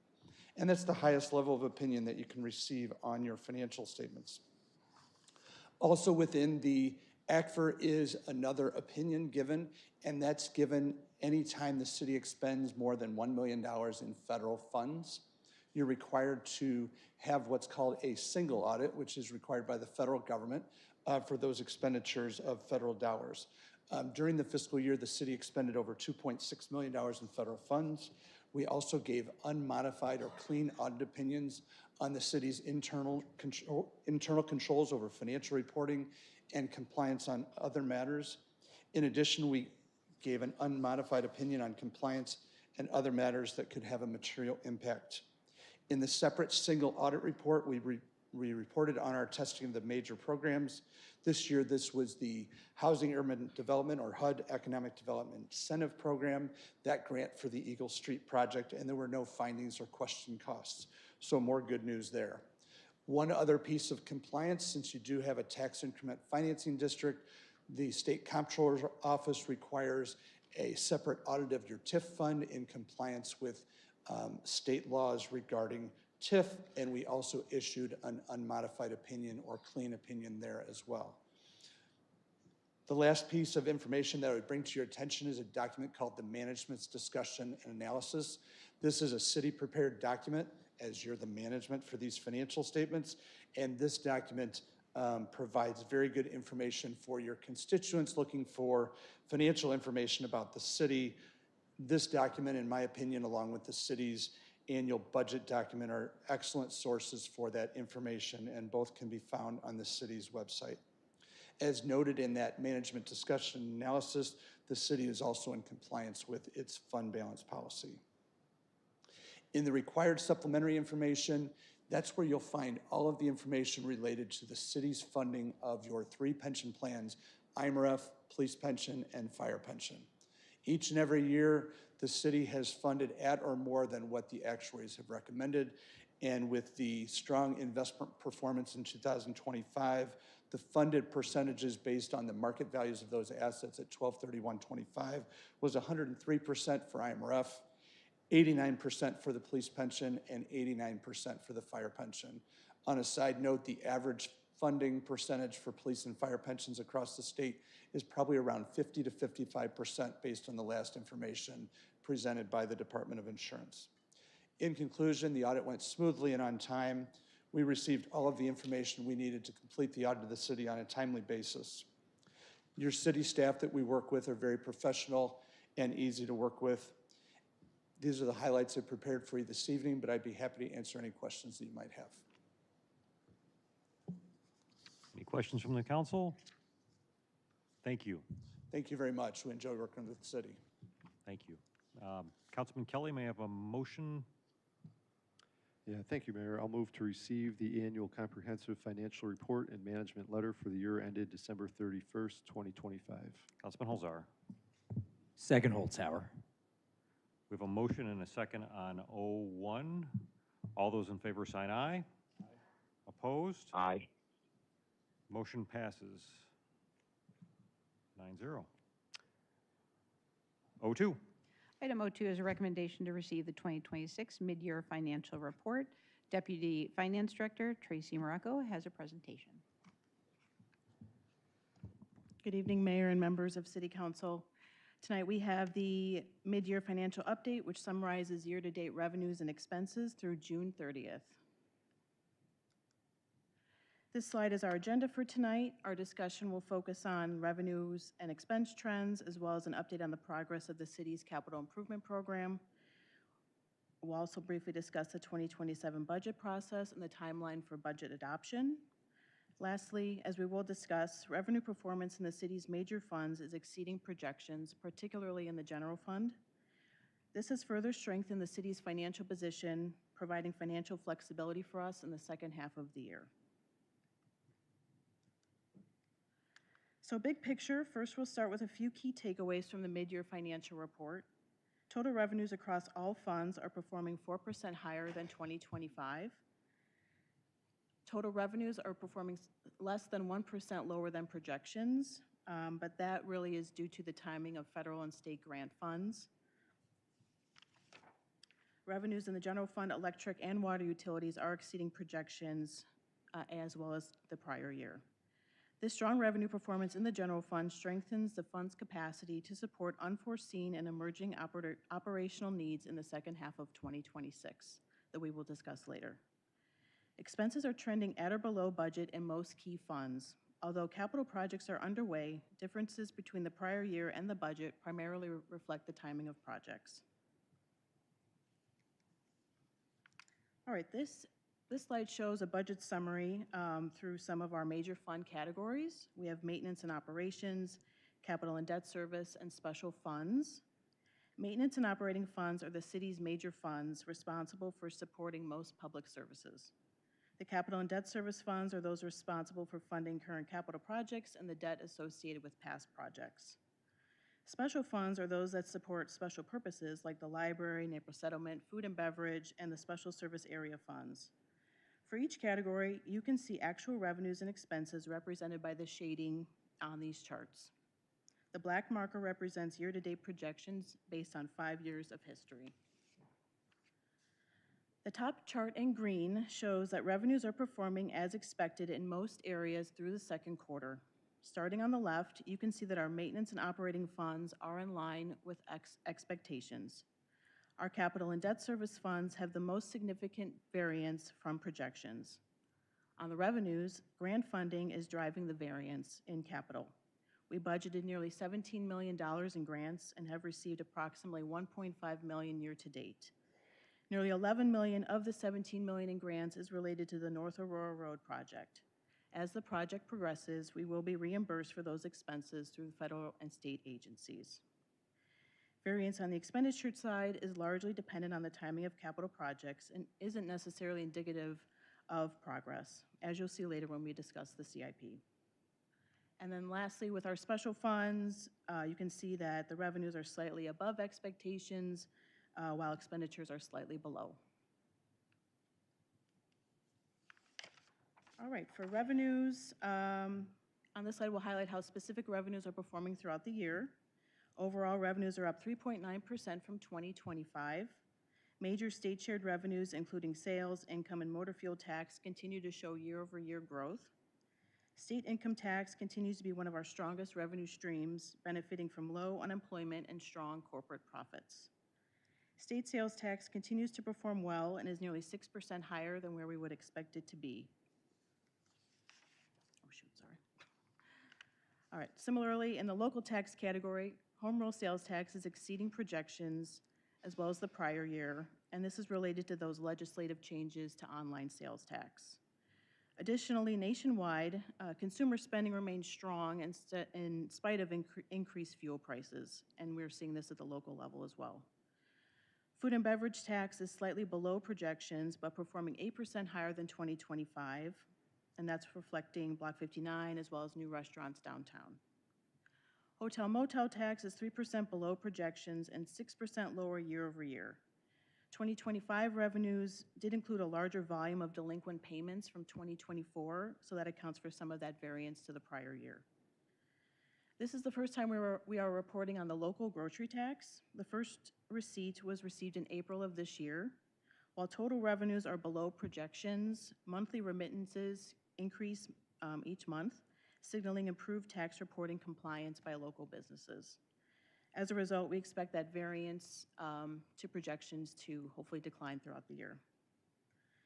Next, in the utility charges, electric charges are up compared to projections in 2025 as a result of previously approved rate increases, as well as the warm summer months. Water charges fell 4.2% below projections, but increased year over year by 5.1%. The variance to projections reflects lower consumption that we're seeing year to date related to a rainier spring and summer. Building permits and related fees under the other fees category are performing 57% higher than projected. Our commercial and residential permit fees are 69% higher compared to the prior year. We're also seeing commuter parking revenues increase as commuter lots see more use. Moving on to expenses. Overall, spending across all funds is 2% higher than last year, but is about 12% lower than projected through mid-year. Most expenditure groups are trending under budget, with overtime pay as one of the notable exceptions, running above projections. Overtime has increased by about 15% from 2025, driven by retirements and open positions in the electric utility and the fire department. Additionally, minimum staffing requirements in the fire department have contributed to the increase. Other key expenditures include regular pay and insurance benefits. Regular pay increased by about 9% over 25 due to budgeted wage increases across the city. On the other hand, insurance benefits and claims for health care and other related coverages have decreased by about 17% compared to 2025. This is reflective of lower claim activity by employees throughout the period. We'll move on to capital. This is our look at our progress on the 2026 capital improvement program. Through June, nearly 70% of the capital improvement program is accounted for through realized expenses or capital services and equipment being under contract. Although spending remains below budget projections through the first half of the year, the chart on this slide shows that through dollars spent or encumbered, good progress is being made on capital moving forward. Additionally, a number of capital bids have come in under budget, resulting in lower than anticipated expenses. Some of these projects include the parking lot maintenance program and construction of the North Central College Riverwalk Park. As is typically the case, most construction expenditures are realized in the second half of the year due to more favorable weather conditions. As progress continues to be made on larger projects such as the North Aurora Road Underpass, Springbrook Water Reclamation improvements, the Tollway Substation upgrade, and street maintenance improvement program, staff anticipates seeing an uptick in capital spending through 2026. However, we don't expect all capital projects to be completed through the end of the year. Some will need to be rebudgeted to future years, and we will talk about those during the 2027 budget process. Speaking of the 2027 budget, here we have a timeline on the 2027 budget discussions. Staff did begin preparing the budget back in June. We have capital and operating budget submissions that are due July 31st, and then after that, the budget team will do a preliminary review of those requests. We'll begin our budget workshop series in 2 months on September 21st. On October 9th, we'll have the draft budget and CIP scheduled to be available, and then our second workshop is scheduled for October 27th. Third workshop will wrap up on November 10th, and then that will be followed by budget adoption and the tax levy adoption by mid-December, so we can file the budget with the counties by the end of December. And then this next slide highlights the importance of the city's careful, cautious approach to budgeting. You just saw it takes about 6 months to put the budget together.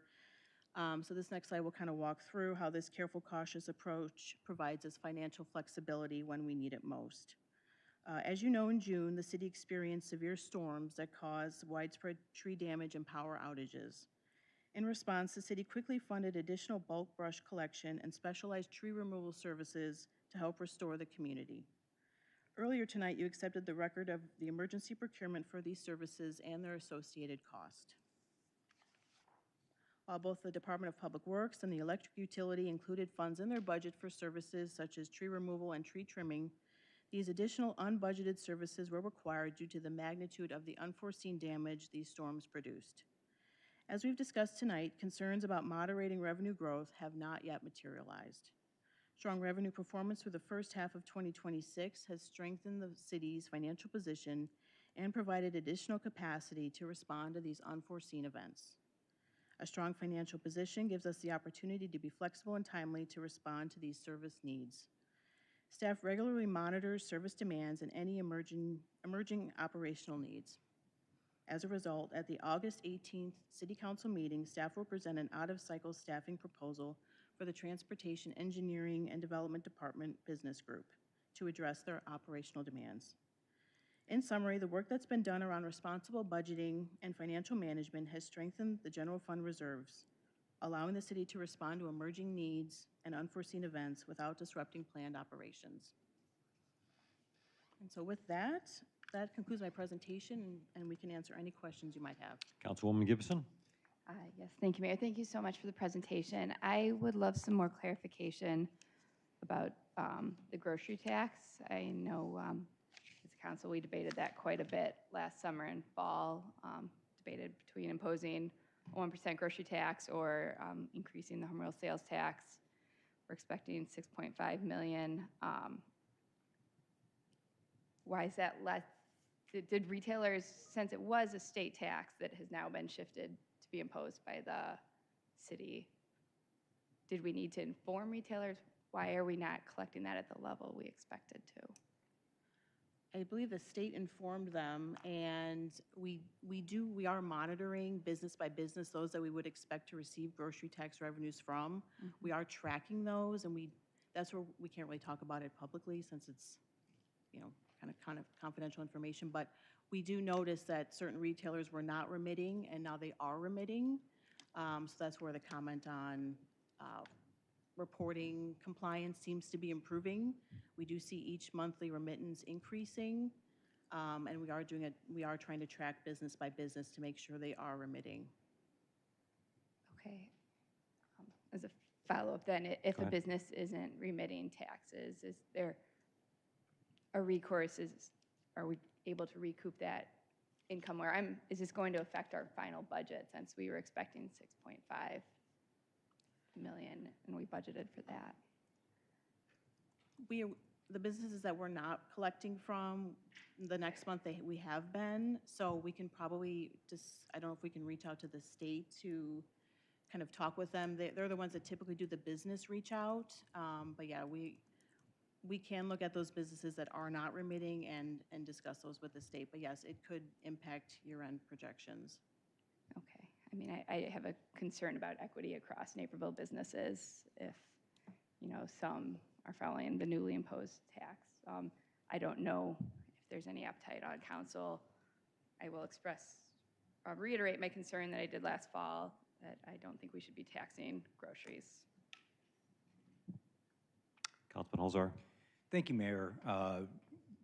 Wholeheartedly agree with Councilwoman Gibson's points, and maybe to put more of a point on it, we had quite a heated discussion about this up here, and essentially the sole justification, which was actually presented with quite great confidence, the sole justification for using a grocery tax, a more regressive tax, over a home rule sales tax was that it was a more stable source of income. With a 25% variance, that, just didn't happen. It's not even close to having happened. In the meantime, over 300,000 Illinoisans have lost their SNAP benefits due to cuts from the One Big Beautiful Bill Act. So to be very clear, I fully expect to propose or support the proposal of another colleague to fix this mistake that we made last year in the 2027 budget cycle. So that would be a swap of the grocery tax to home rule sales tax. And I guess I'd ask Mr. Krieger, do you need some kind of guidance on that now, like hands in the air, or are you looking, can you just present it in the budget? You know what, I actually would like kind of hands in the air because there'll be some, it's not a super simple request. So yeah, if we could get hands in the air, then we can present it when we talk about revenues through budget. Would that be a new business item, just for clarification? That would be bringing something back, so that would be appropriate for new business also. All right, I'll do that. Thank you, Mayor. Okay. And Ms. Morocco, could you just expand upon the state's role in the collection of this grocery tax? Was it your testimony and knowledge that was suggesting that the state notified these folks to collect the tax, and the state has been unable to collect the tax from those folks despite being advised? Is that accurate? Director Munch? Yeah, I'll jump in. So the issue that existed was the Illinois Department of Revenue is the entity responsible for collecting the grocery tax, even though it's imposed at the local level. So in the conversations that they've had with municipalities, it's clear that many retailers heard that the grocery tax was eliminated and didn't follow their local legislative process to understand that it was replaced at the local level in many jurisdictions. So when the first remittances came out in April of this year, we very closely scrutinized where those remittances were coming from.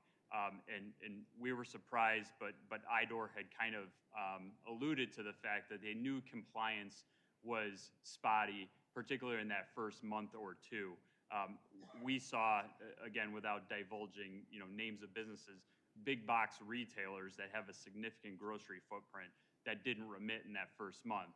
Now what IDOR has said is they've gone back and worked with those retailers to the extent possible to correct some of those back tax issues. But as we've watched the revenues progress over the first 3 months of collection, I'll share with you, they went from $511,000 the first month all the way up to almost $600,000 in the most recent month. So I think the statement on the projection being off by 25% might be a little bit misleading because frankly, in the first year of a revenue collection, we're not as clear on the timing. So we ran a straight projection across 12 months when we'll eventually learn that there's seasonality to some of these taxes. So, I mean, if you were frankly just to look at the fact that we collected almost $600,000 last month, I think at the end of the 12-month period, we're going to learn that the $6.5 million estimate we used last year was actually probably quite conservative. We'll end the year probably in that $6.5 to $7 million range in actual revenue collection. Do we believe that the grocers who did not remit were actually collecting it and choosing not to remit, or where there was a potential miscommunication with the DOR? Because that's even more concerning. Yeah, there is evidence out there that retailers were not collecting the tax. I'll be perfectly frank. I was watching it very closely when I shopped at grocers, and there were retailers in Naperville and elsewhere that were just flat out not collecting the tax at the outset. Okay. Seeing no other questions, thank you for your update. 03.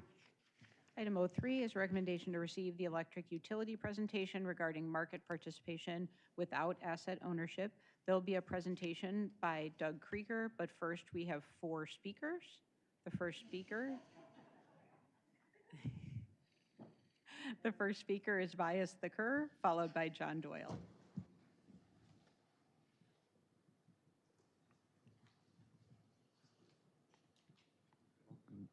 Recall the first speaker. What was his name? Bias the Kerr. Next speaker. John Doyle, followed by Joseph Huss and James Villar.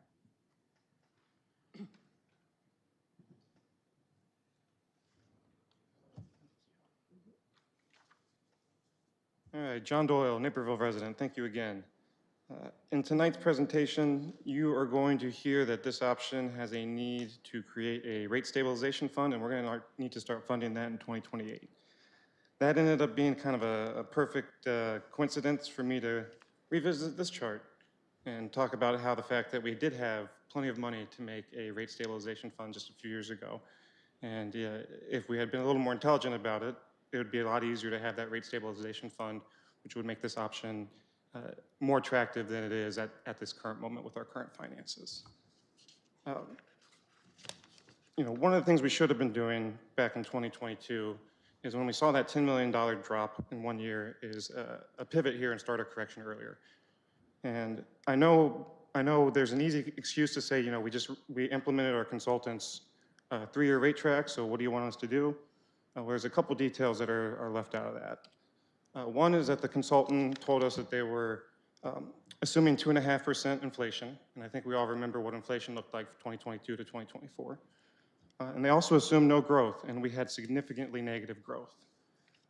The last thing they mentioned at the end of their report is that it is our responsibility to review these on an annual basis to make sure that the projections make sense with what actually happened. And we didn't do that either.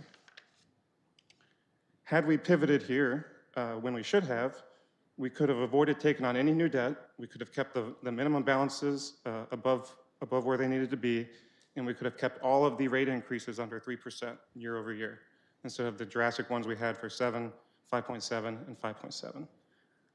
Speaking of, we just received both the last year's audited report, and by the way, I want to second that the quality of the financial documents that Naperville puts out is absolutely wonderful. Makes my job a little easier. But we just received the half-year report and the audited numbers for 2025, and I'd like to remind the council that the rates that are going to be in place starting next year and the rates that we have in place this year were modeled in 2024 based off of data available in 2023. So it would probably be a good idea to do another spot check on that while you're doing the budget for next year and make sure that 5.7% increase is still appropriate. These projections were done before the tariffs, before Iran, and before the AI data center situation. So if anybody thinks that these projections are accurate, I don't know what to tell you. Next year's rate study is going to be rough. The numbers are going to have to go up, and we need to rip the Band-Aid off. Thank you. Thank you. Next speaker. The next speaker is Joseph Huss, followed by James Villar.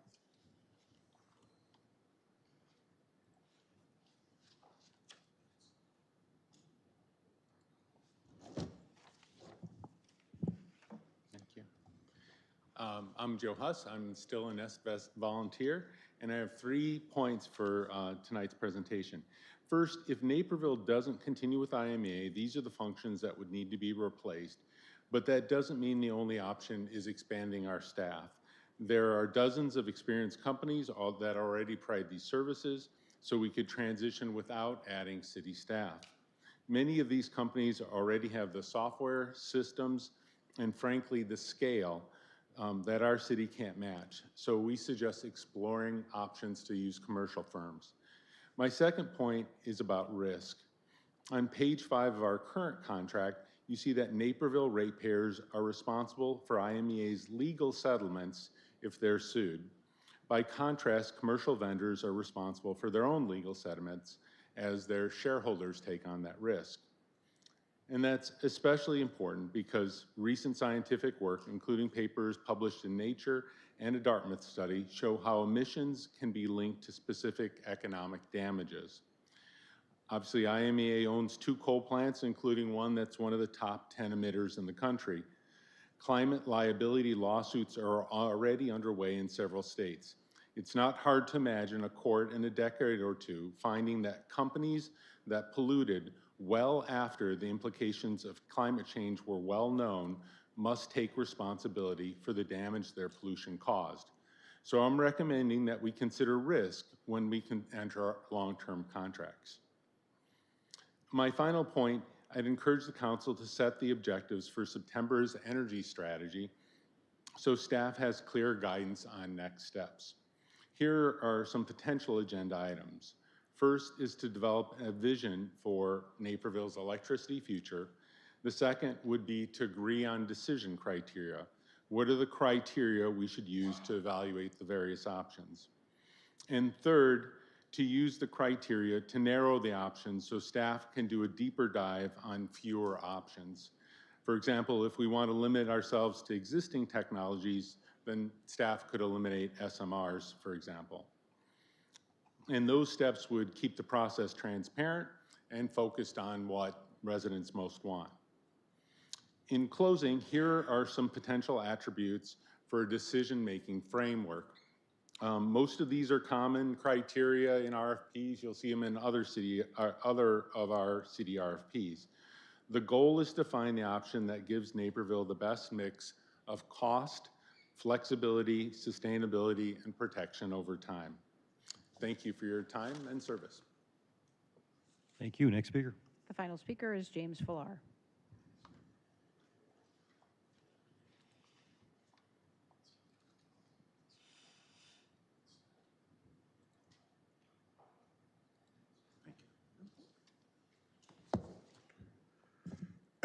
Good evening. I'm Jim Fuller, Naperville resident for 40+ years. Relating to tonight's agenda, let's look at factors that will impact the electricity wholesale market you may not hear from Mr. Krieger tonight. The underlying drivers of the wholesale market are energy prices, which is the marginal cost of generation, and capacity prices, the cost of meeting peak demand. For energy, here is hourly pricing since 2017 in the ComEd PJM zone. Notice the increasing volatility and frequency of price spikes due to peak demand periods. Just this year, wholesale prices hit $900 per megawatt hour in January and $1,000 during the heat wave 2 weeks ago. During all that volatility, IMEA's coal plants reliably churned out power at $35 per megawatt hour. Here is the trend of pricing for solar and wind as reported by Level 10. And just a reminder, these price trends occurred during a period of very lucrative federal tax credits, which are no longer available. Let's move over to capacity, a poorly understood factor in our electricity bills. Here is a plot of PJM capacity prices through 2023. Not much action here. Over the next 4 auctions, as supply shortages became more obvious, capacity prices increased by 1,000%, only constrained by a PJM price cap. Simulations of that last auction reveal that without the cap, capacity prices in our area would have soared by 2,600%. So where are prices headed? For IMEA, you can look at this chart of energy only to its members and draw your own conclusions. You can get clues from NERC, who says PJM and MISO will be in the high-risk category in a couple years. That's grid speak for possible brownouts or blackouts, or best case, skyrocketing prices. The Illinois Power Agency says the exact same thing. Capacity shortfalls will occur in 2029. Or you can listen to the CEO of Exelon, the country's largest utility company and owner of ComEd, who stated only 2 weeks ago that the nation could face blackouts as soon as 2027. These impending shortages predicted by the experts will likely drive market prices up to perhaps unfathomable levels. So the obvious question becomes, how will Naperville benefit from leaving IMEA during a period of such historic market volatility? Thank you. Thank you. Any other speakers? That is the final speaker on this item. And now Mr. Krieger will present the last of our updates from the series of IMEA and Naperville Electric Utility discussions. Not quite the last one, but second to last one before workshop. Well, good evening. I'm Doug Krieger, our city manager. In April, we began a series of presentations to review, thank you, Linda, options for procuring energy in the future. We provided an overview of where we're at in the process, key terminology, some of the important considerations associated with energy, and key dates coming up that impact our decision making. We're going to continue that this evening as well as next month really on the kind of educational front to create a strong baseline prior to our strategy workshop that is coming in September. So last month, we reviewed option 2, which was market participation with asset ownership. Tonight, we're focusing on option 3, market participation without asset ownership. And as we did in the last month, we'll summarize with our approved components of evaluation. The listing as market participation without asset ownership can be a little misleading because it doesn't mean that you're buying straight from market. There are a number of ways you can hedge that. Asset ownership is one. Power purchase adjustments is another. There are also financial futures that can be used to hedge. And we will go into those as we move through tonight.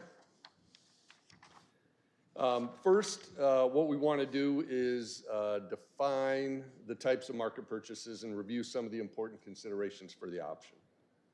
One way to supply electricity and capacity through the purchase of power is through wholesale markets. Specifically for us, that would be the PJM wholesale market. But before we become a market participant in PJM market, we need to staff our new energy management office or find someone to fill in those roles, take on some new financial obligations.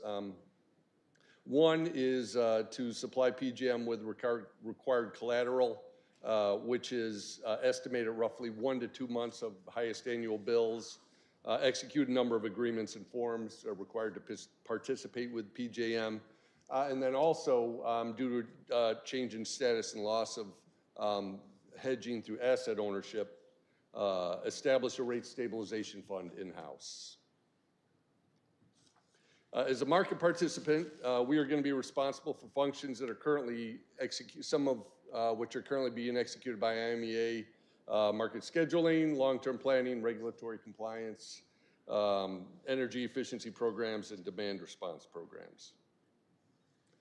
We want to look at the strategic pros and cons of this model, or why would a community choose this approach? In terms of pros, flexibility and procurement. We would not be locked into a long-term energy mix. And there are no long-term assets and therefore no long-term liabilities associated with this. In terms of cons for the model, really the main one is price volatility, which can provide significant adverse financial risk. Communities exposed to market spikes and fluctuations. If we have a PPA and the contract undelivers, as an example, during a heat wave, we could be subject to penalties. When you're purchasing from the market, you don't have any control over the market mix. And as described before, model requires both establishing the rate stabilization fund as well as building required PJM deposits, both of which are going to put upward pressure on rates. Feasibility for market purchase only is very high. It's kind of basically the default option. If we do nothing, come 2035, we would default into this. So want to review the various market purchase options. First off is all market. You sit back and you wait until PJM just sends you a bill. Next is market with asset ownership. That's what we talked about last month. And then market with full or partial power purchase agreements. What this means is you're paying market, but you're also entering into agreements which can reduce exposure and volatility, typically at an increased cost, but they do allow you some control over your energy mix. So you can establish what type, where the source of your energy is coming from with a purchased power agreement. And finally, there's a market with supply contract, comparable to PPAs, but these can be load following. So instead of just adding blocks of energy, a supplier can typically charge a premium for the risk and say, hey, we don't care what you use, we will supply it all, and this will be your price. This was the model that we used pre-IMEA. Ancillary services back from 2007 to 2011 were covered by IMEA, and it's our understanding that moving forward, they are no longer going to offer that option for non-power purchasing members. The contracts that are offered under supply contracts are typically very short-term. Really, that cuts down the risk for the party providing, which usually provides you a lower cost. However, the flip side to that is there's no long-term price certainty with that type of model. Next, we're going to look at the familiar decision wheel graphic to help us evaluate the option. And we're going to start with general overview and timeline. All right. General overview for market participation without asset ownership for procuring energy is that which is market driven. Purchasing energy costs without owning generation, transmission, storage, or assets means that instead of investing capital in physical infrastructure, participants are using contracts, markets, and service providers to secure our electricity supply. High price risk with this model and a lot of volatility with respect to pricing. Although these risks can be managed through hedging, PPA contracts, or even load following supply contracts. Looking at the timeline, one other aspect that is a little bit different is the market can be ready for us, but for some of the supply options, we need to be financially ready for the market. With that, we would like to incorporate that beginning with our 2027 rate study that would go into effect in January of 2028. We're anticipating that we will need an increase. However, the rate increase, one of the factors of that is really going to be kind of the direction we plan on going with our power procurement. Market participation is one that will require a more significant rate increase just to establish the reserves and credits and deposits required with this selection. In the first quarter of 2030, and this is simply aligning with our normal rate study cadence of 3 years, we would conduct another rate study, as well as check in and see how we look financially to prepare for changes. And then Q3 of 2031, we would officially join PJM. Why do we have to do it 3 years early? Because when they bid their capacity auctions, they bid those, well, they set up a ladder. So they will start 3 years in advance, and they will need to know what our capacity requirements would be.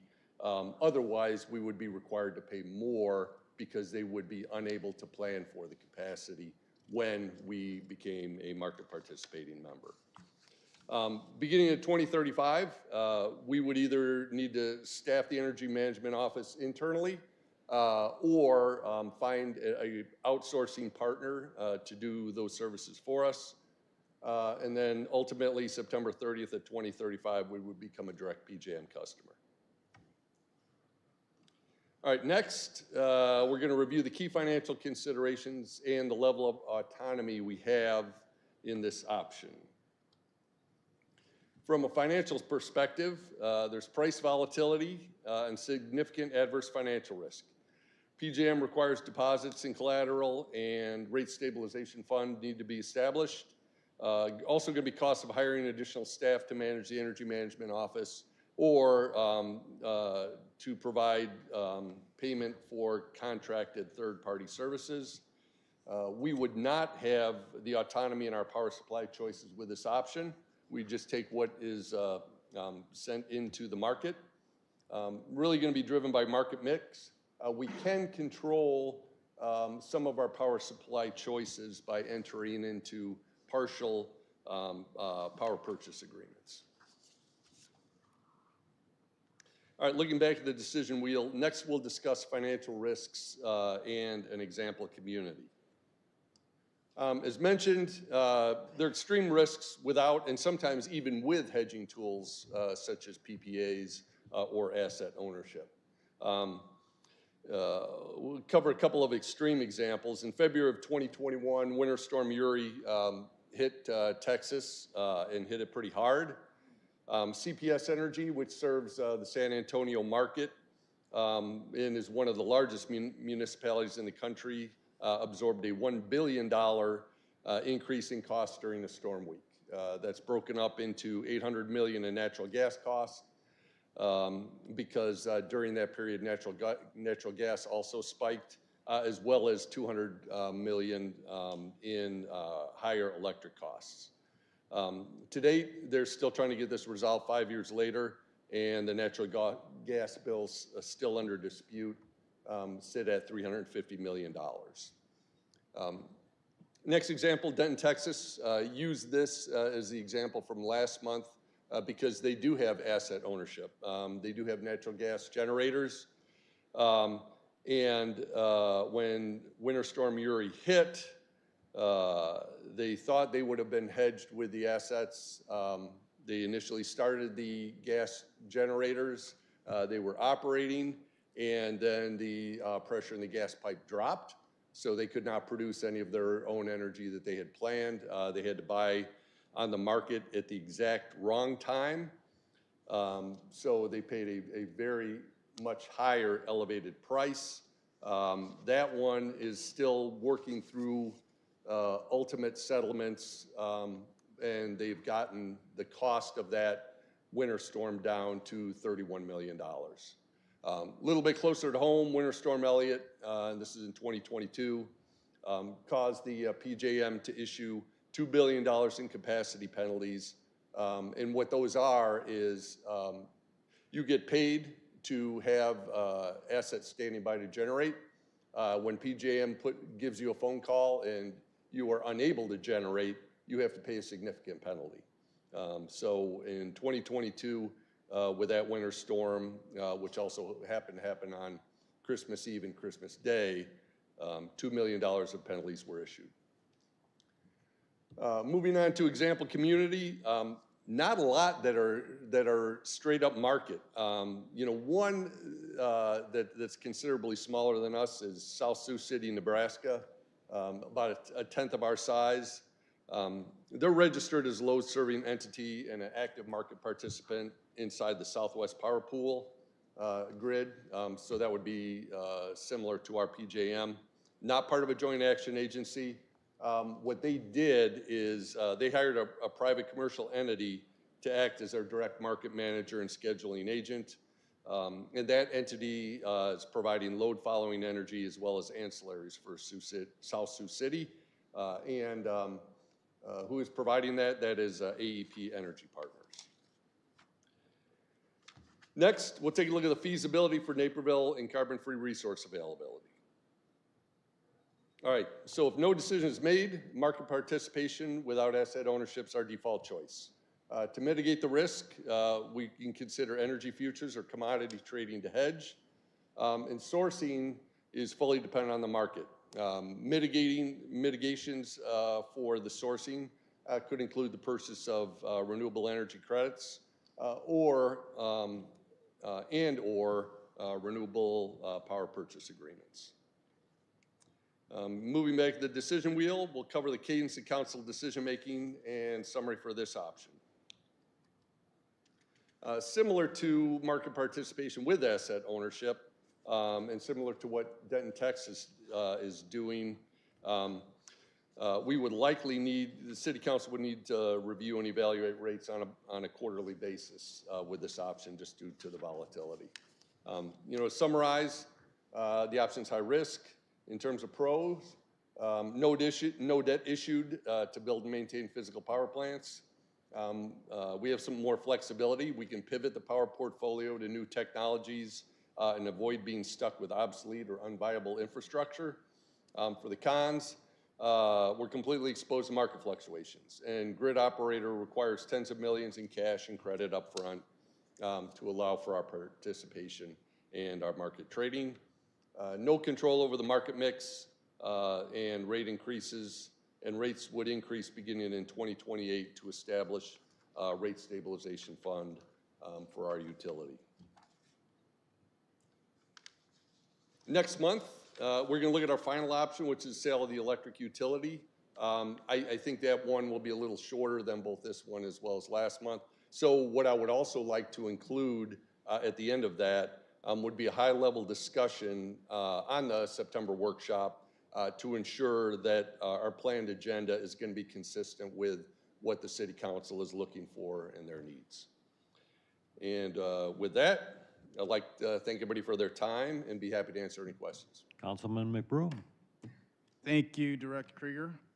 Just a couple quick ones. You know, along with setting up sounds like a new bureaucracy or outsourcing staff and traders and the capital that would require, in the presentation, you're thinking about a $12 million collateral to PJM.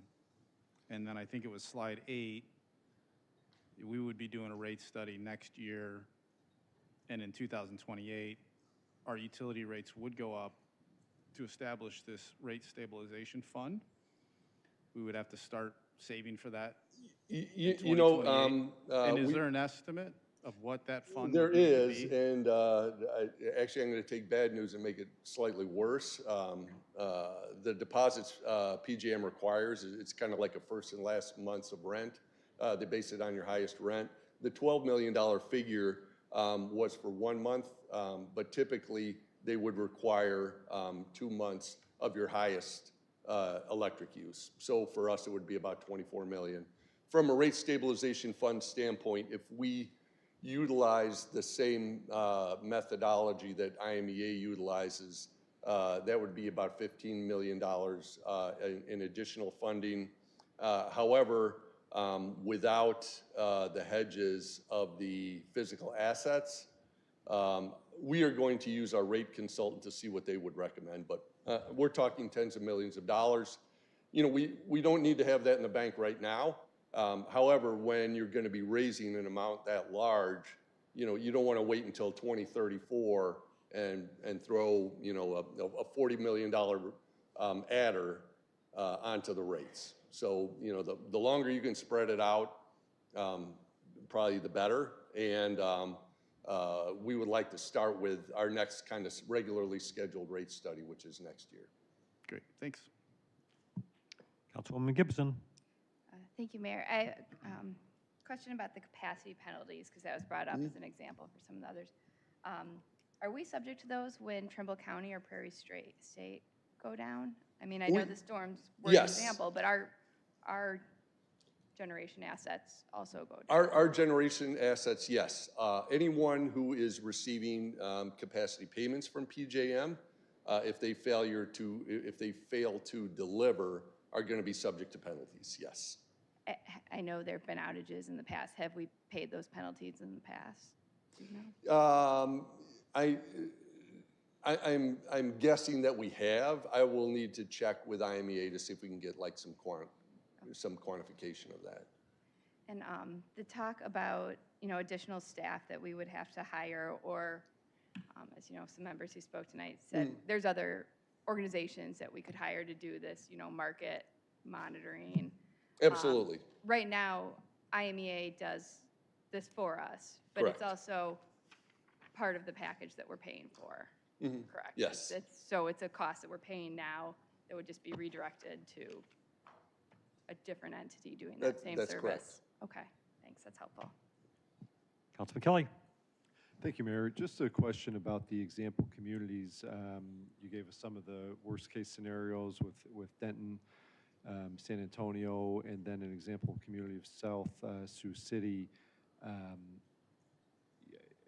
I don't necessarily need information right now. If you have it, great, but if not, if you could get back to us with some more local example communities. I'm thinking about Springfield, Geneva, Batavia, in terms of how they might purchase from the market, but also hedge, what that looks like for them in terms of both process and cost. I don't know if you know any high-level information you can give now, or if you might be able to get back to us, or both. Yeah, you know, I will. I'll need to come back to that. I know CWLP, which is Springfield, Illinois. You know, a couple of decades ago, they ran into a significant issue and had to issue debt for it. And these are not meant, to scare people and say, hey, these are big numbers. I don't like these. You know, nobody likes those numbers. And, you know, what it's meant to really show is that, hey, you know what, 95% of the time, you can take a look at, you know, what the market rate is, and it's going to be cheaper than what we pay. But you need to worry about that additional 5% is something that can really adversely impact you when they do have those price spikes. And I would agree with that totally. I would hope nobody's thinking about just a straight market purchase with no hedge at all. That would not seem to make sense. You know, the one kind of caveat to that is, you know, you have straight market purchases. You can tell them nothing and just pay market rate. You can also buy contracts in the day ahead. Through the PJM market, you can purchase, and really kind of buying in the day ahead is almost like, you know, your one-day insurance policy. Most of the time, you will be paying more than the real-time prices, but when things go really bad, you know, you're going to make up for several days with that. And I guess I don't know if we're there yet, but if we go further down this particular option, I'd be interested in more substantive information about what other comparable communities in PJM and Illinois in particular, how they really handle that hedging to try to reduce that risk. Yes, no, that makes complete sense. I will tell you, the trouble we're having is that most municipals, you know, frankly belong to a joint action agency, whether it's IMEA or NIMPA or IMPA. There aren't a whole lot who are kind of out on their own. Yeah. But we will do some more digging. We'll get you that info. All right, thank you. Seeing no other questions, thank you, Mr. Krieger, for another informative report. Thank you. Our final action tonight is new business. As a reminder, new business is for items this council is asking the staff to bring back on a future agenda or for motions to reconsider past city council votes. Does anyone have any new business? Councilman Holzhauer. Thank you, Mayor. I'd ask for a show of hands from council on directing staff to prepare 2027 budget projections that include an option to eliminate Naperville's grocery tax with the lost revenue replaced by an increase in the home rule sales tax revenue. So there's a show of hands for Councilman Holzhauer's request. 1, 2. Is yours up, Councilman? I'm sorry. Mike's head was in the way. I see 3 hands in the air. And Councilman Kelly, did you have a question first? Or I did, but if he's already got 3 hands, then he's got 3 hands. Then I'll let it go for now. Okay. Any other new business? Seeing none, may I have a motion to adjourn? Motion to adjourn. Is there a second? Second, Holzhauer. All those in favor sign aye. Opposed? We are adjourned. Thank you.